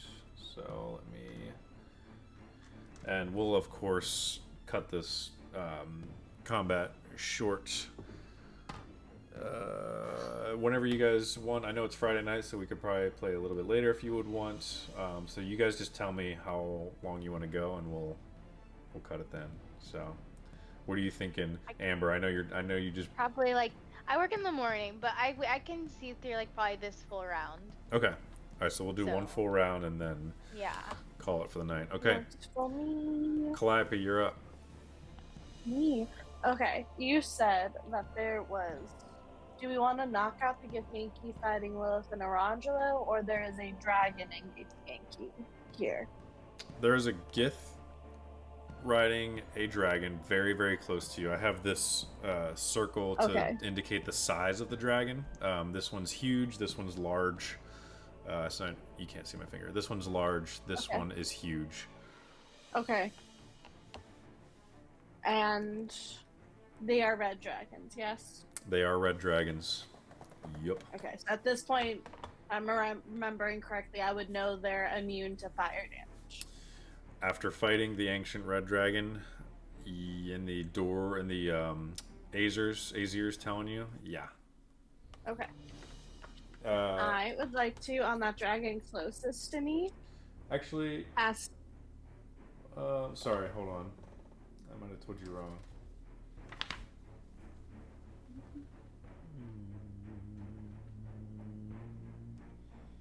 No, I didn't. Yep. Immune to fire. You already know. Okay. That's fine. It's not like I took a feat to get rid of people's resistance to fire, but not immunity. Mm-hmm. How rude. Yeah. I'm gonna cast Ice Storm right on top of them as a 5th level spell. Okay. It's a hail of rock, hard ice pounds to the ground in a 20-foot radius, 40 feet high. A creature takes 2d8 bludgeoning damage and 4d6 cold damage on a failed save, which goes up a little bit when I've cast as a 5th level. Okay. Is that a dexterity save? Yes. Okay. It will affect both the Githyanki, which you realize looks like to be the commander of this group of Gith. They're all donning these silver armor plates with their kind of greenish, yellowish skin. Red jewels all over these armor plates. Some of them have red capes billowing in the wind, and then of course this I'll one. be prying out those jewels from their bodies. Okay, and then this one in particular, this leader has a long staff that kind of is like a trident, but the prongs are in like a circle. So it's like a staff with like a speared 4, 5, 6 tipped. Spear. Would I know if that means he's a magic user or not? That wouldn't give it away, but you did see flashes of arcane in the distance as you approached that were different from the flashes of fire and all that. So someone here is wielding magic. And then there's... I'm gonna telepathically to everyone say, keep an eye on the guy on like the giant dragon. He could be like the bigger magic user. Yeah, and you guys all hear this. You quick glance in the middle of your movements to see this Gith exactly the way I explained, but also has like a fur kind of neck coat collar that kind of protects its neck, distinguishing it with a long billowing red cape behind it. So, dexterity saving throws. What's your spell save DC? 18. Nat 1 on the first. Unfortunately for you, this Gith commander has a legendary resistance, so we'll choose to succeed that fail. That bitch. And then... You know, it's fine. He still takes half damage. Yeah, and then the dragon also rolled horribly, but also has a No. legendary resistance. So they both succeed, but both burn one of their resistances, which I will You mark know what? here. Fine. Be that way. 2 of 3, Okay. and then I'm gonna roll the cold damage first. okay. Am I just making one roll for each, and then you'll take the same amount off of each of them, or am I making 2 separate rolls? One roll because it's the same. It's the same spell, so just one roll, and I'll Okay. apply it to both.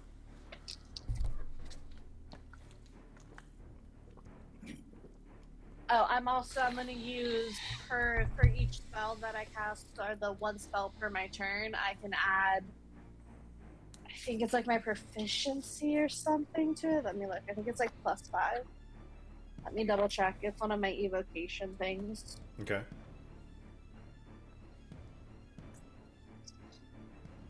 Yeah, in beginning of my 10th level, I can add my intelligence modifier to 1 damage roll Okay. of any evocation spell I use. Nice. Which is a +5. Yes. Perfect. So give me that total.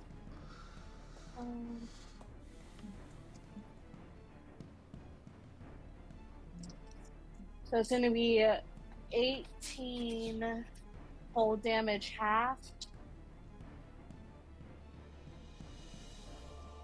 So 9. And then what is it? 3d8 bludgeoning. Yeah, you can have it after you get the entire total.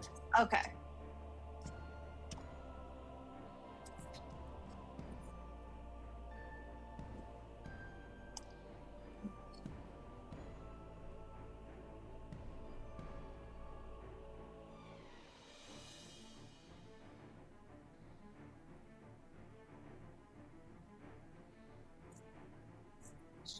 So it'd be 41 damage total.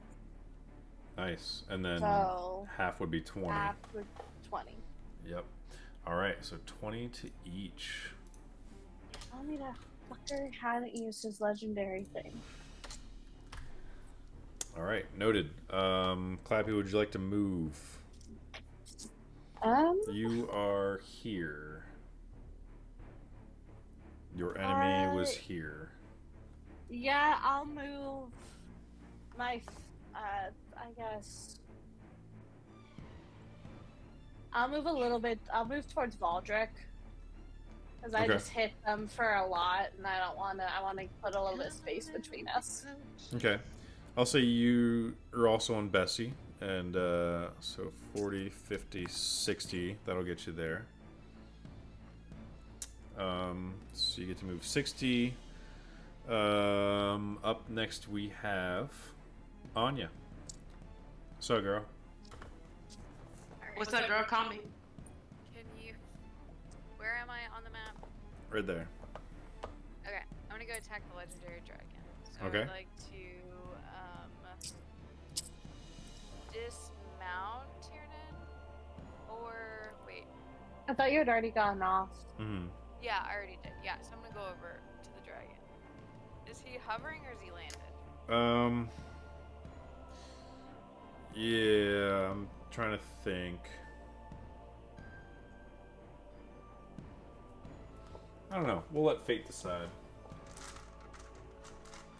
We'll let the fate decide. I just happen to have a chance at cube. Alright, so red, he's landed. Blue, he's in the air. Blue, he's in the air. I should get something to indicate. Ooh, I have a tripod.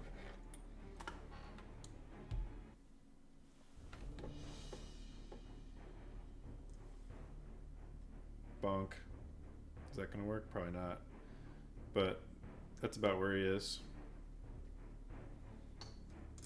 How up is that? There we go. Say that again, Charlotte. How high up is he? Probably 40 feet from the ground. Dang it. From the ground below. Okay. Well, that's too far for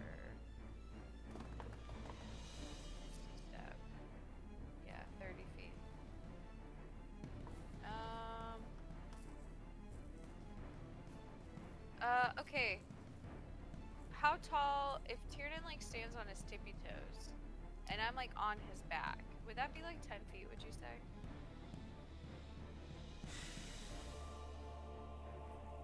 I mean, You know what I'm saying? Wink, wink, nudge, nudge.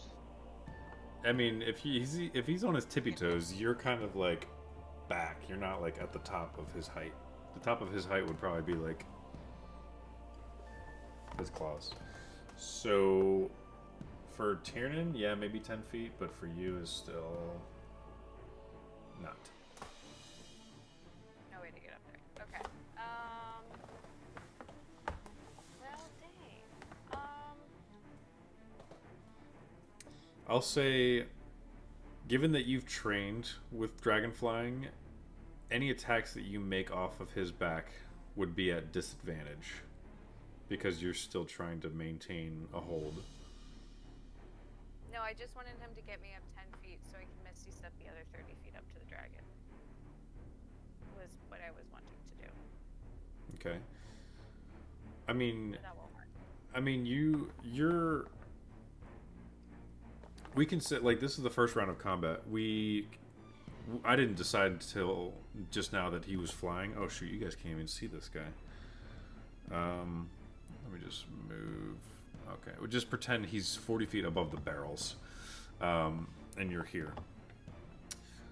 We'll say you haven't dismounted yet because you see this flying dragon. So you can say that you're still mounted. If you want to fly closer and then Misty Step, you can. Let me check one more thing first.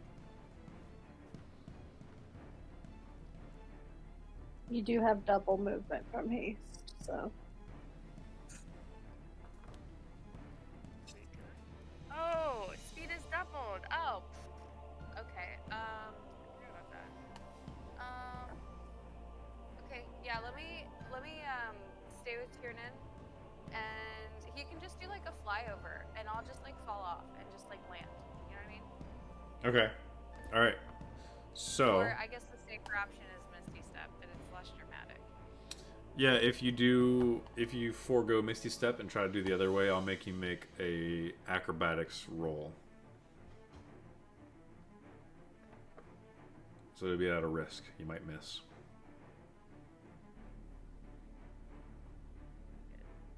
Yeah, I'll do Misty Step just to be sure. Okay. I don't wanna waste these. All right. So you're flying up. Keep in mind the back of this dragon is not quite as big as the previous red dragon that you fought. Still pretty big, and could fit 2 people. It's just going to be a little bit harder to stay on the back. But you Misty Step up there, which, for sake of seeing what's going on, I'll slide this guy over here. So. That's the situation. You're on the back of the red dragon. At the end of your turn, you're going to have to make a check to see if you fall off. But go ahead and make your attacks. I'm gonna take 9 attacks. Did Charlotte just say I'm gonna take 9 attacks? Yes. So. Oh yeah. Your attack, your 2 extras, your hasted action, and then your action surge. I'm assuming. Gotcha. Yep. All right. Wait, action surge specifically says it gives you 1 more action. It doesn't double your action, right? Correct. I thought You it get- doubled because you took 9 when we were fighting the legendary, Well, the ancient dragon. you get an extra action, Okay, which one then additional- triggers I was the. It's semantics. You are taking 9 attacks. Roll. They're holding us up. Okay, I was just double checking the wording. Okay. Because if it says you double your actions, then technically I'd get 12 attacks. No. Okay, well, That's where Are you Uh, are you attacking the dragon or are you attacking the gith? I'm attacking the gift. Okay. That's a 31 to hit. Yeah, that'll hit. Okay.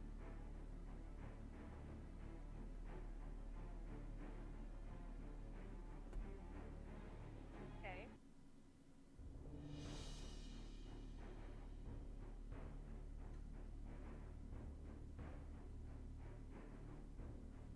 Okay, 17.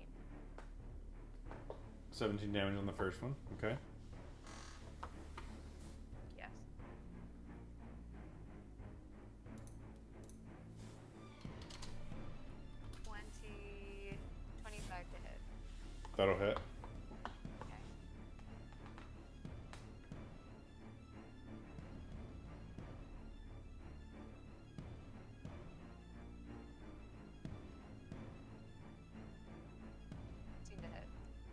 16 damage, sorry.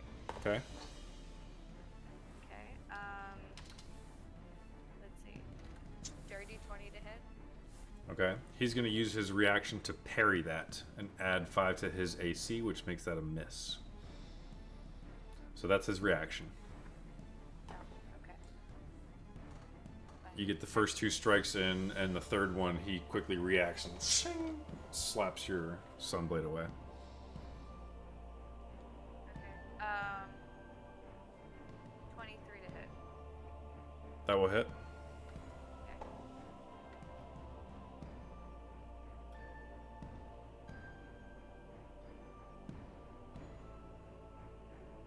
Damage? How much? 17. Okay. You got to bring your mic like closer to your face or something. It keeps cutting Sorry. out. Sorry. 27 to hit. That'll hit. 17 damage. All right. 21 to hit. That'll hit. Okay.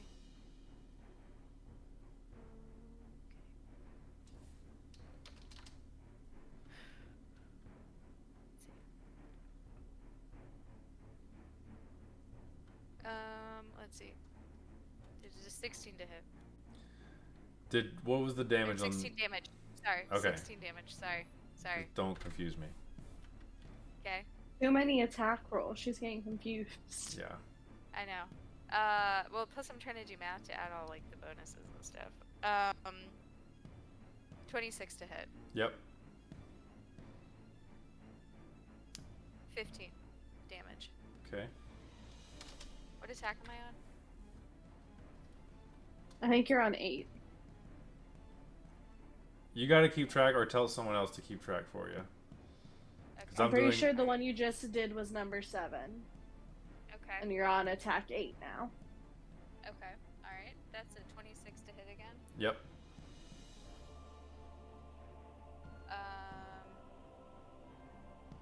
18 damage. Okay. You got one more? Yep. How much health does this fucking Githyanki have? He's their leader. Yeah, 29 Gith to are hit. notoriously Yep. sturdy. That's Okay. fair. Lazelle's a pain in the ass. Yeah, the booger, if you will. 14 damage. Okay. The toad. He's still fucking. Because I hit him before too. Jeez. All right. Again. He's been better. As Okay. Thank God, I hope so. you As it. fly Tiernan close, teleport on the back of this thing, and just start unleashing another flurry of blows with your Sunblade. I want you at the end of your turn to make an athletics or acrobatics check to see if you're going to fall off this thing.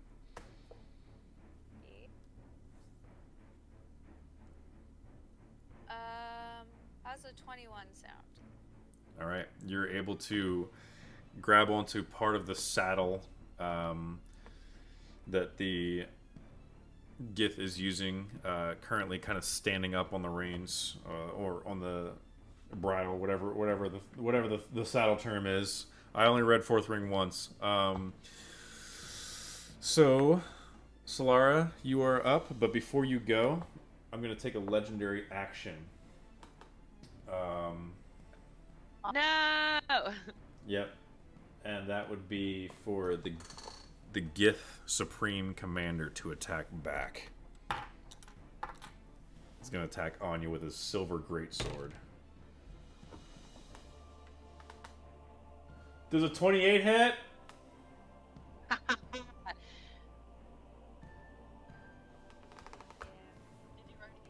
Wait, don't you have shield? Is it not enough? Oh, wait. You said 28? I think that would be just enough. No, it would tie it. Yeah, so just enough. Yeah.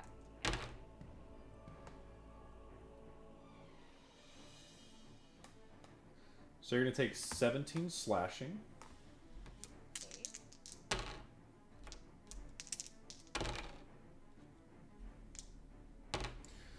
Plus 20 psychic.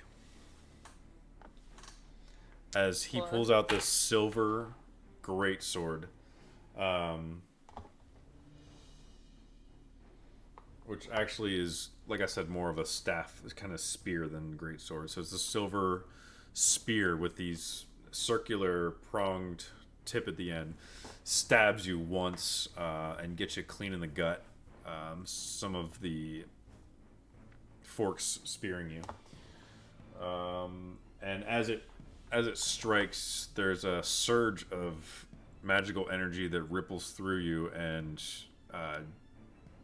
a sudden rush pain goes to your head, almost deafening you for a second. All right, so that is his legendary action.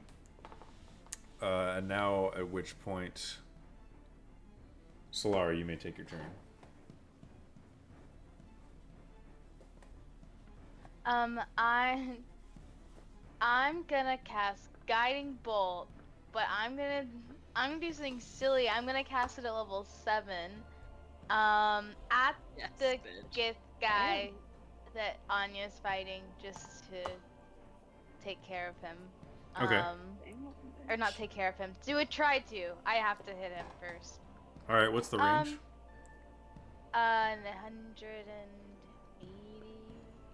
120 feet. Okay, that'll definitely be within range. He will get a pretty decent amount of cover from his dragon. So he's gonna get a +5 to his AC. If you hit within that range, like if you were to hit, but the +5 prevents it, that attack will then hit the dragon if it's enough to hit the dragon's AC. Okay, whatever. So, a win is a win. Yeah. Just might piss off the dragon. Okay.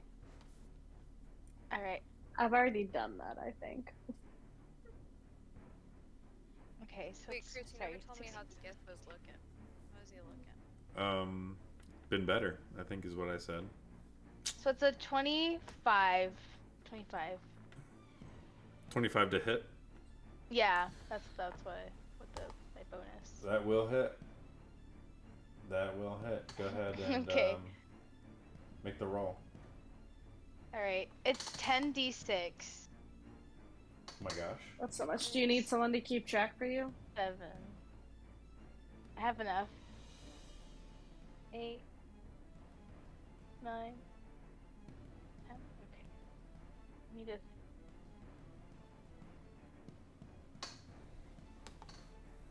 Okay, I have a calculator.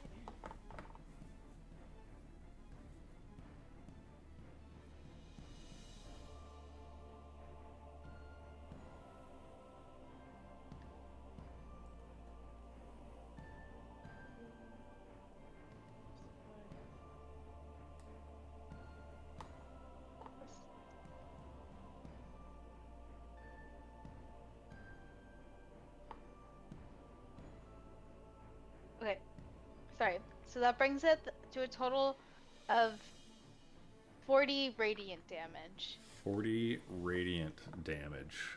And then whoever hits him next gets it. They'll have advantage. All right. Well, there is no next. As shot from the sands of the beach, this golden ball of radiant light shoots up into the sky and hits this Gith clean in the chest. Right before he does, though, you see this Gith shout out some sort of order. And you're not sure which language it's in, but the voice sounds doubling, as if it's the Gith's voice and some other deep voice is parallel with it, as it says, shout something to the dragon, gets cut off at the end and gets hit and dies. Before it did, Anya, you noticed something about this Gith's eyes were off. Instead of its regular colored Gith eyes, which are, I think, just brown, whatever, various colors, kind of humanoid in comparison, were these like slits of fire flames with hints of red and orange in it before they go lights out as this burst of energy hits him. He falls off the back of the dragon and is falling down towards the tent below. But before he did, he commands the dragon to take one free attack as its last-ditch effort. The dragon will get advantage on this attack, and it's going to be a bite against Anya.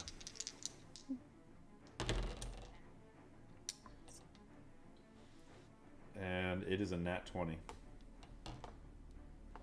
Wait, am I within 30 feet of it? No. Ah. No, unfortunately. Not this time. Not this time. You can't be critted, that's right. So you do take the hit, but because of your You adamantine... uncrittable bitch. Ah, it's so stupid.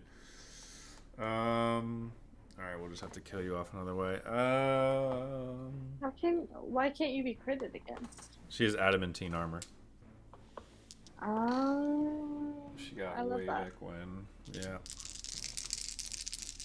But the hit still goes through. It's just not going to be double damage. So wear armor. we're looking at 24 piercing and 8 fire.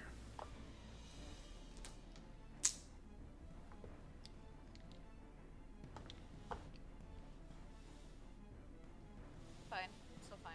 It's all good. So for a total of 32 to Anya. That's my turn. But Solara effectively in round 1 takes this thing out before he can really get going and do anything. I mean, Anya did Okay, whoa, whoa, whoa, whoa, 90% whoa, of the whoa, work. Whoa, whoa, whoa, whoa, whoa. I'm not taking that ownership. finishes it off I is just what I meant to say. My gosh. Snapped my fingers.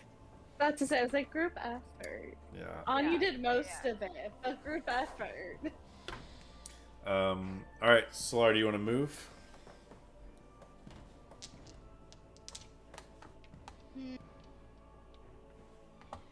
I guess I'll move a little toward, like, I'll just move like 10 feet towards Calliope. Okay. That way. Yeah, perfect. Alright. Just stay there. Okay. Yeah, these guys rolled pretty good for initiative, but you guys rolled slightly better, which is infuriating. Before the next one takes its turn, the larger of the red dragons is going to take a legendary action. It's going to attempt to attack. It's going to attempt to do a wing attack actually against Anya and knock her off. If the attack hits, she will get knocked off. So, Anya, you have to make a dexterity saving throw. You get advantage on those. I do. I absolutely do. Dang, that's true. And I think you have Bardic Inspo from Ooh, 22. Bo, if needed. 22? Yep. You'll be freaking me. That's exactly what you needed. Hey. Okay. Yeah, I rolled a 19, so I'd have to roll a 19 or 20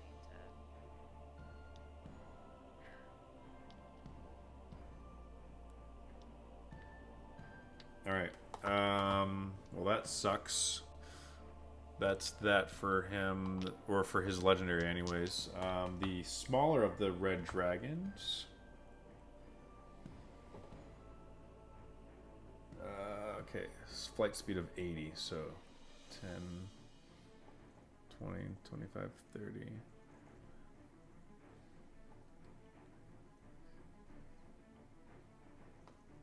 80.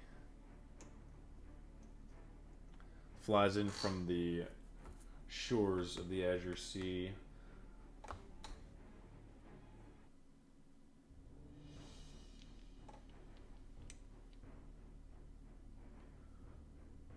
Alright, is barely going to be able to hit both of you. He's going to unleash his fire breath. 30-foot cone, 15, 20, 25, 30. It's going to hit both Valdric and Calliope. Always Waldrick and Calliope. Why do you hate me? I need both I'm of getting toasted. I need both of you, literally toasted. I need both of you to make a dexterity saving throw.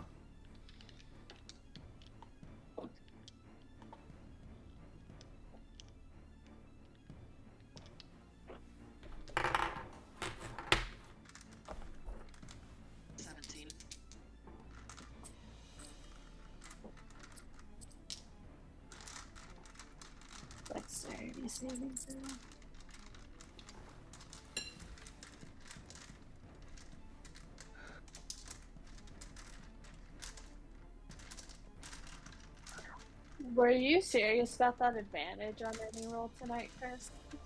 I was It's because I didn't do a let you guys do a recap, so that is your one that you get to use. Lit. I'm using it. All right. It's gonna come back to bite me in the balls. Big boy. 21. That first one was a 6. Ah, you're all lucky. All right. And Valdric rolled a 17, which just passes as well. So you're only going to take half as much fire damage, but you will take damage nonetheless. Don't you have resistance to fire? I do. Does that mean I take half of whatever you're about to half me? Is that one of the ones from the DOS loot that you would have to cast beforehand? Yeah, you're right. Yeah. I'm so sorry. Yeah. Can she cast it on her turn? Can she use On her turn, yeah. It was just, yeah. I let it. But it's not gonna affect it. Yeah. Yeah. You would have had to announce it. Okay. Here comes.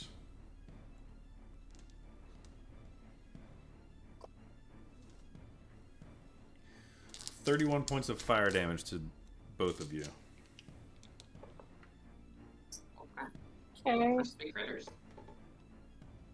That's fine. It's not like that was a third of my health or anything.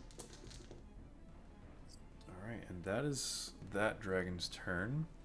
Before the next one goes, the bigger of the red dragons is going to take his final legendary action and attempt to make a tail attack against Anya. It sucks. 16 to hit. Yeah, it's a miss. Alright, so that's the end of its legendary actions. Okay.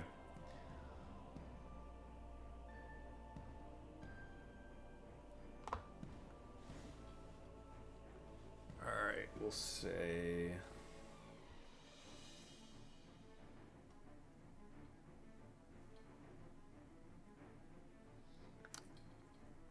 You hear a scream from inside the tent, which I will tell you at the end of this round. But that is going to go to this one next. The Gith that's fighting Lilith and Arangelo by the fire is going to attack. That is this one.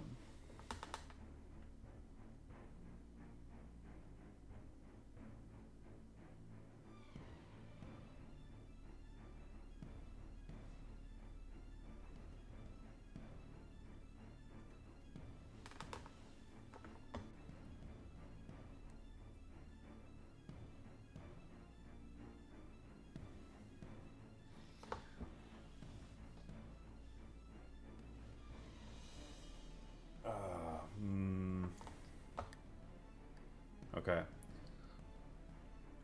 He doesn't like the position he's in. He's going to disappear from existence and then reappear here as he takes an astral step, briefly stepping into the plane, the astral planing, returning back into the material plane, and then he's going to take his movement. That's his bonus action, so his movement is 3, 4, 5, 6. Gonna go straight after the one that called down the ice storm on his leader. And is gonna take a swing at you.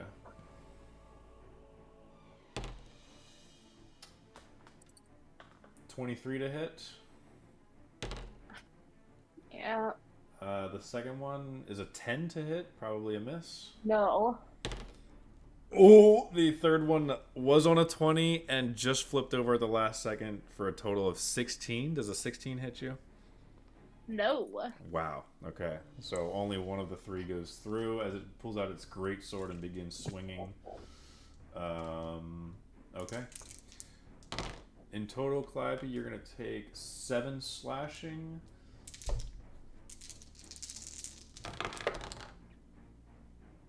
And 17 psychic.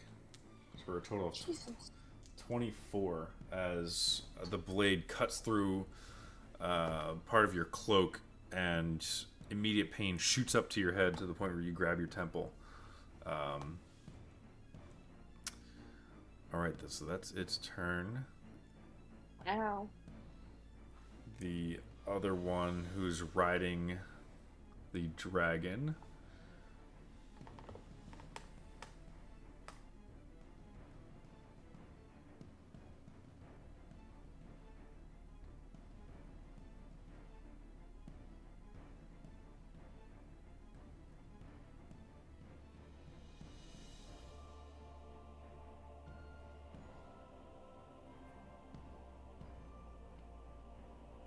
He'll stay on top of the dragon.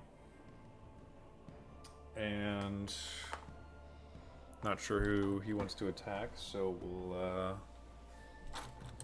chance it. Where did my freaking dice go? Here it is. Alright. Red, it'll be Valdric. Blue, it'll be Calliope. Red's Valdric. Give it to me, baby. I don't want to be happy about that, but I have 39 health left, so... Does a 14 hit you? Nope. Does a 22 hit you? Yeah. Alright. And frick me, does a 13 hit you? No. So only one of these goes through. I suck. Still gonna be for a decent chunk. The sound of rattling dice really is something else. Rattling. The first 7 damage lures you into a false sense of security, and then he hits you with the psychic damage. Yeah. And all of a sudden, you're down so much. This particular damage, you see this Githyanki with his sword in one hand and his hand conjuring up some sort of magic in his other, and shoots out this purple bolt of light. 3 of them, 2 of them catching the sand on either side of you, blasting charred holes into the sand, but one of them hits you good, and you take 24 points of force damage. Can I counterspell the spell he just did? Am I seeing him say it? It is not a spell, actually. Not a spell? Okay. It is just an attack. I just wanted to ask. Yep.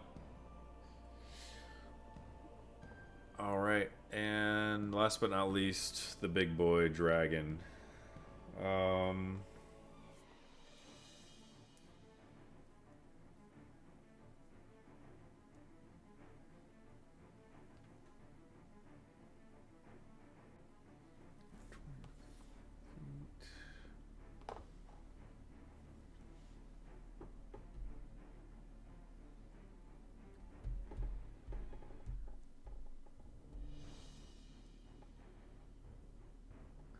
Okay.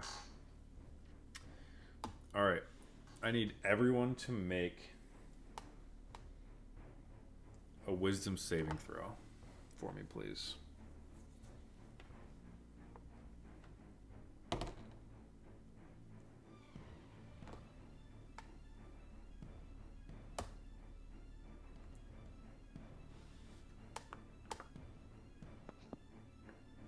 I got a 22. Okay. Got a 22. Dirty Oh. 20. 13 Okay. plus 8. You know, you're doing a lot up there. Yeah, you're There's doing a lot great. going on. T. Right. Do I have any? Oh, I wonder if I should add. I've got an inspiration. Bardic. dice. Yeah, Um. it is a dragon. Might be. You have your regular inspo, but I think the bardic inspo is with Lilith and Arangela right now. Yeah. Yeah. No, I've got. I said 13, right? Yep. Yeah. Okay. You want to try one? Yeah.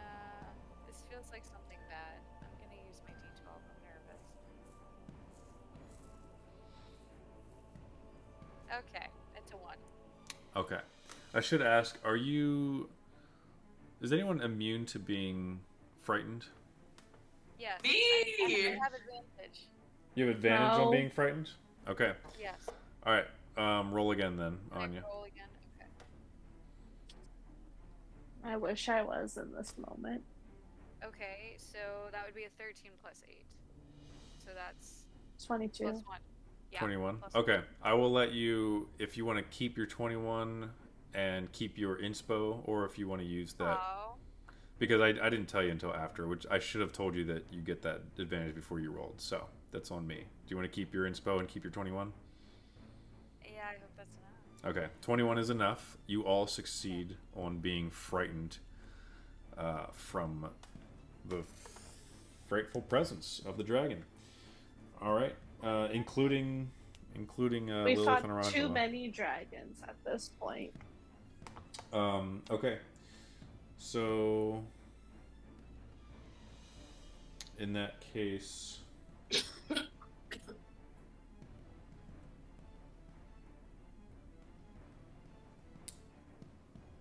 this dragon is going to rain down fire on, is going to catch, let's see, dang. You guys are too spread. He will catch,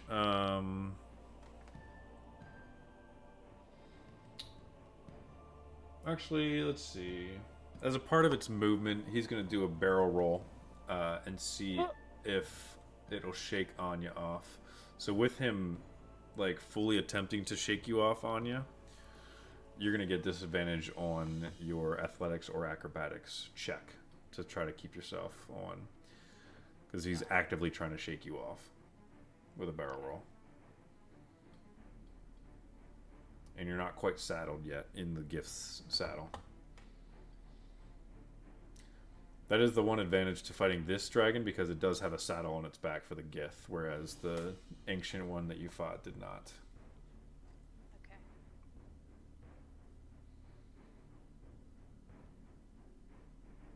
Ooh, okay, my lowest is a 12.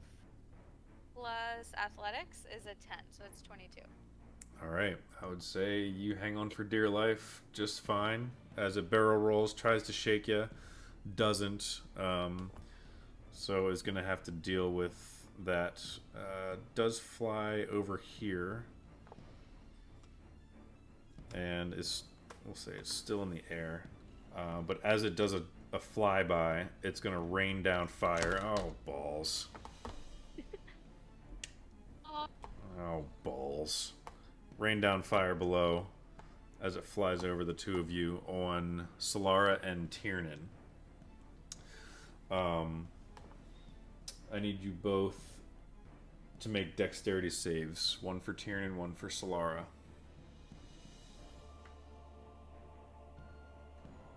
A 14.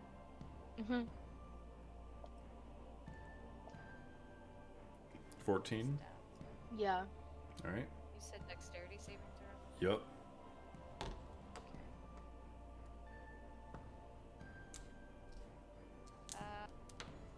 That's a 12. A 12. A 12 for Tiernan. Auntie a 12. And 212. Okay. Incoming.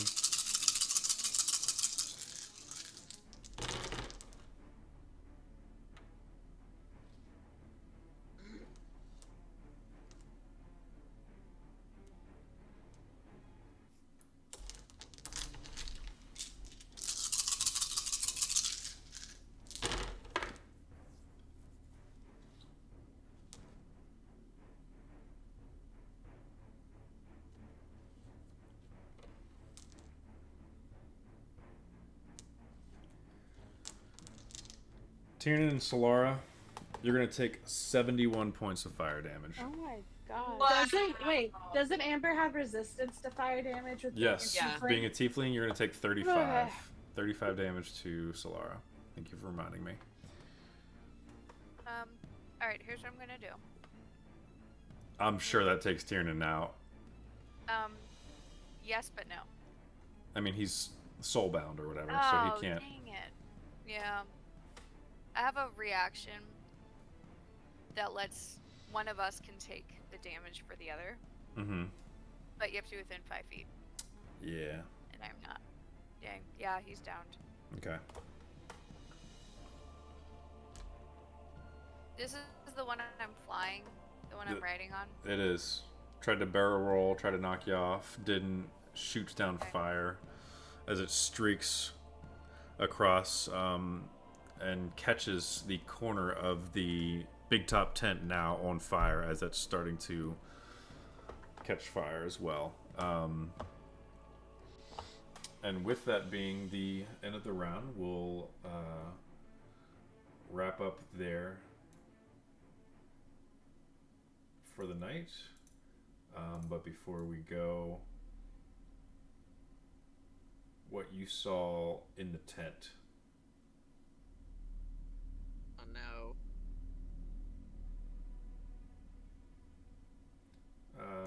Just trying to think of which music would be good for this. Flame around you, sand kicking up from all the fight. There is a gift that you saw Valdric and Calliope as you trotted by on your horses in the tent, fighting with Grimwick, Sir Grimwick Fancy Squall. Oh no! You see the sword, a silver sword, go through his gut. No! And Grimwick's just a dude! out the back of his banjo, and he draws it out, and you see Grimwick fall to his knees, clutching his stomach, and then falls over dead. Beside him, you also see in a pool of his own blood, Gibbons.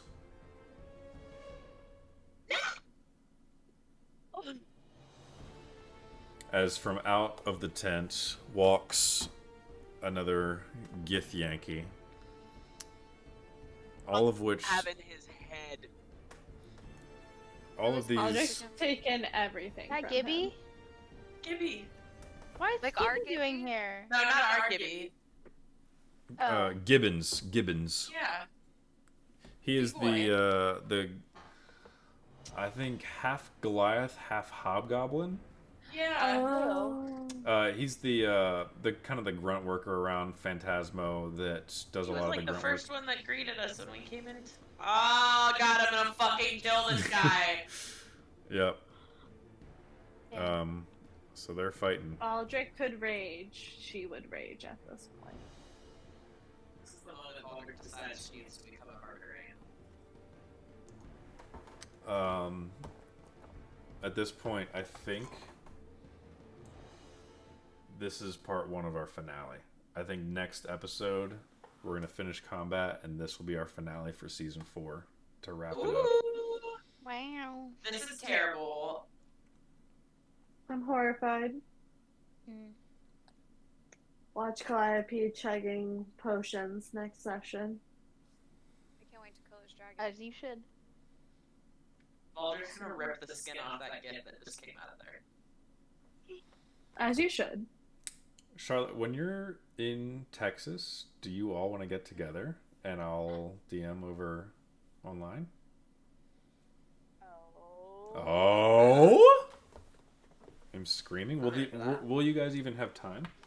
It's up to you guys. I mean, we'll make time.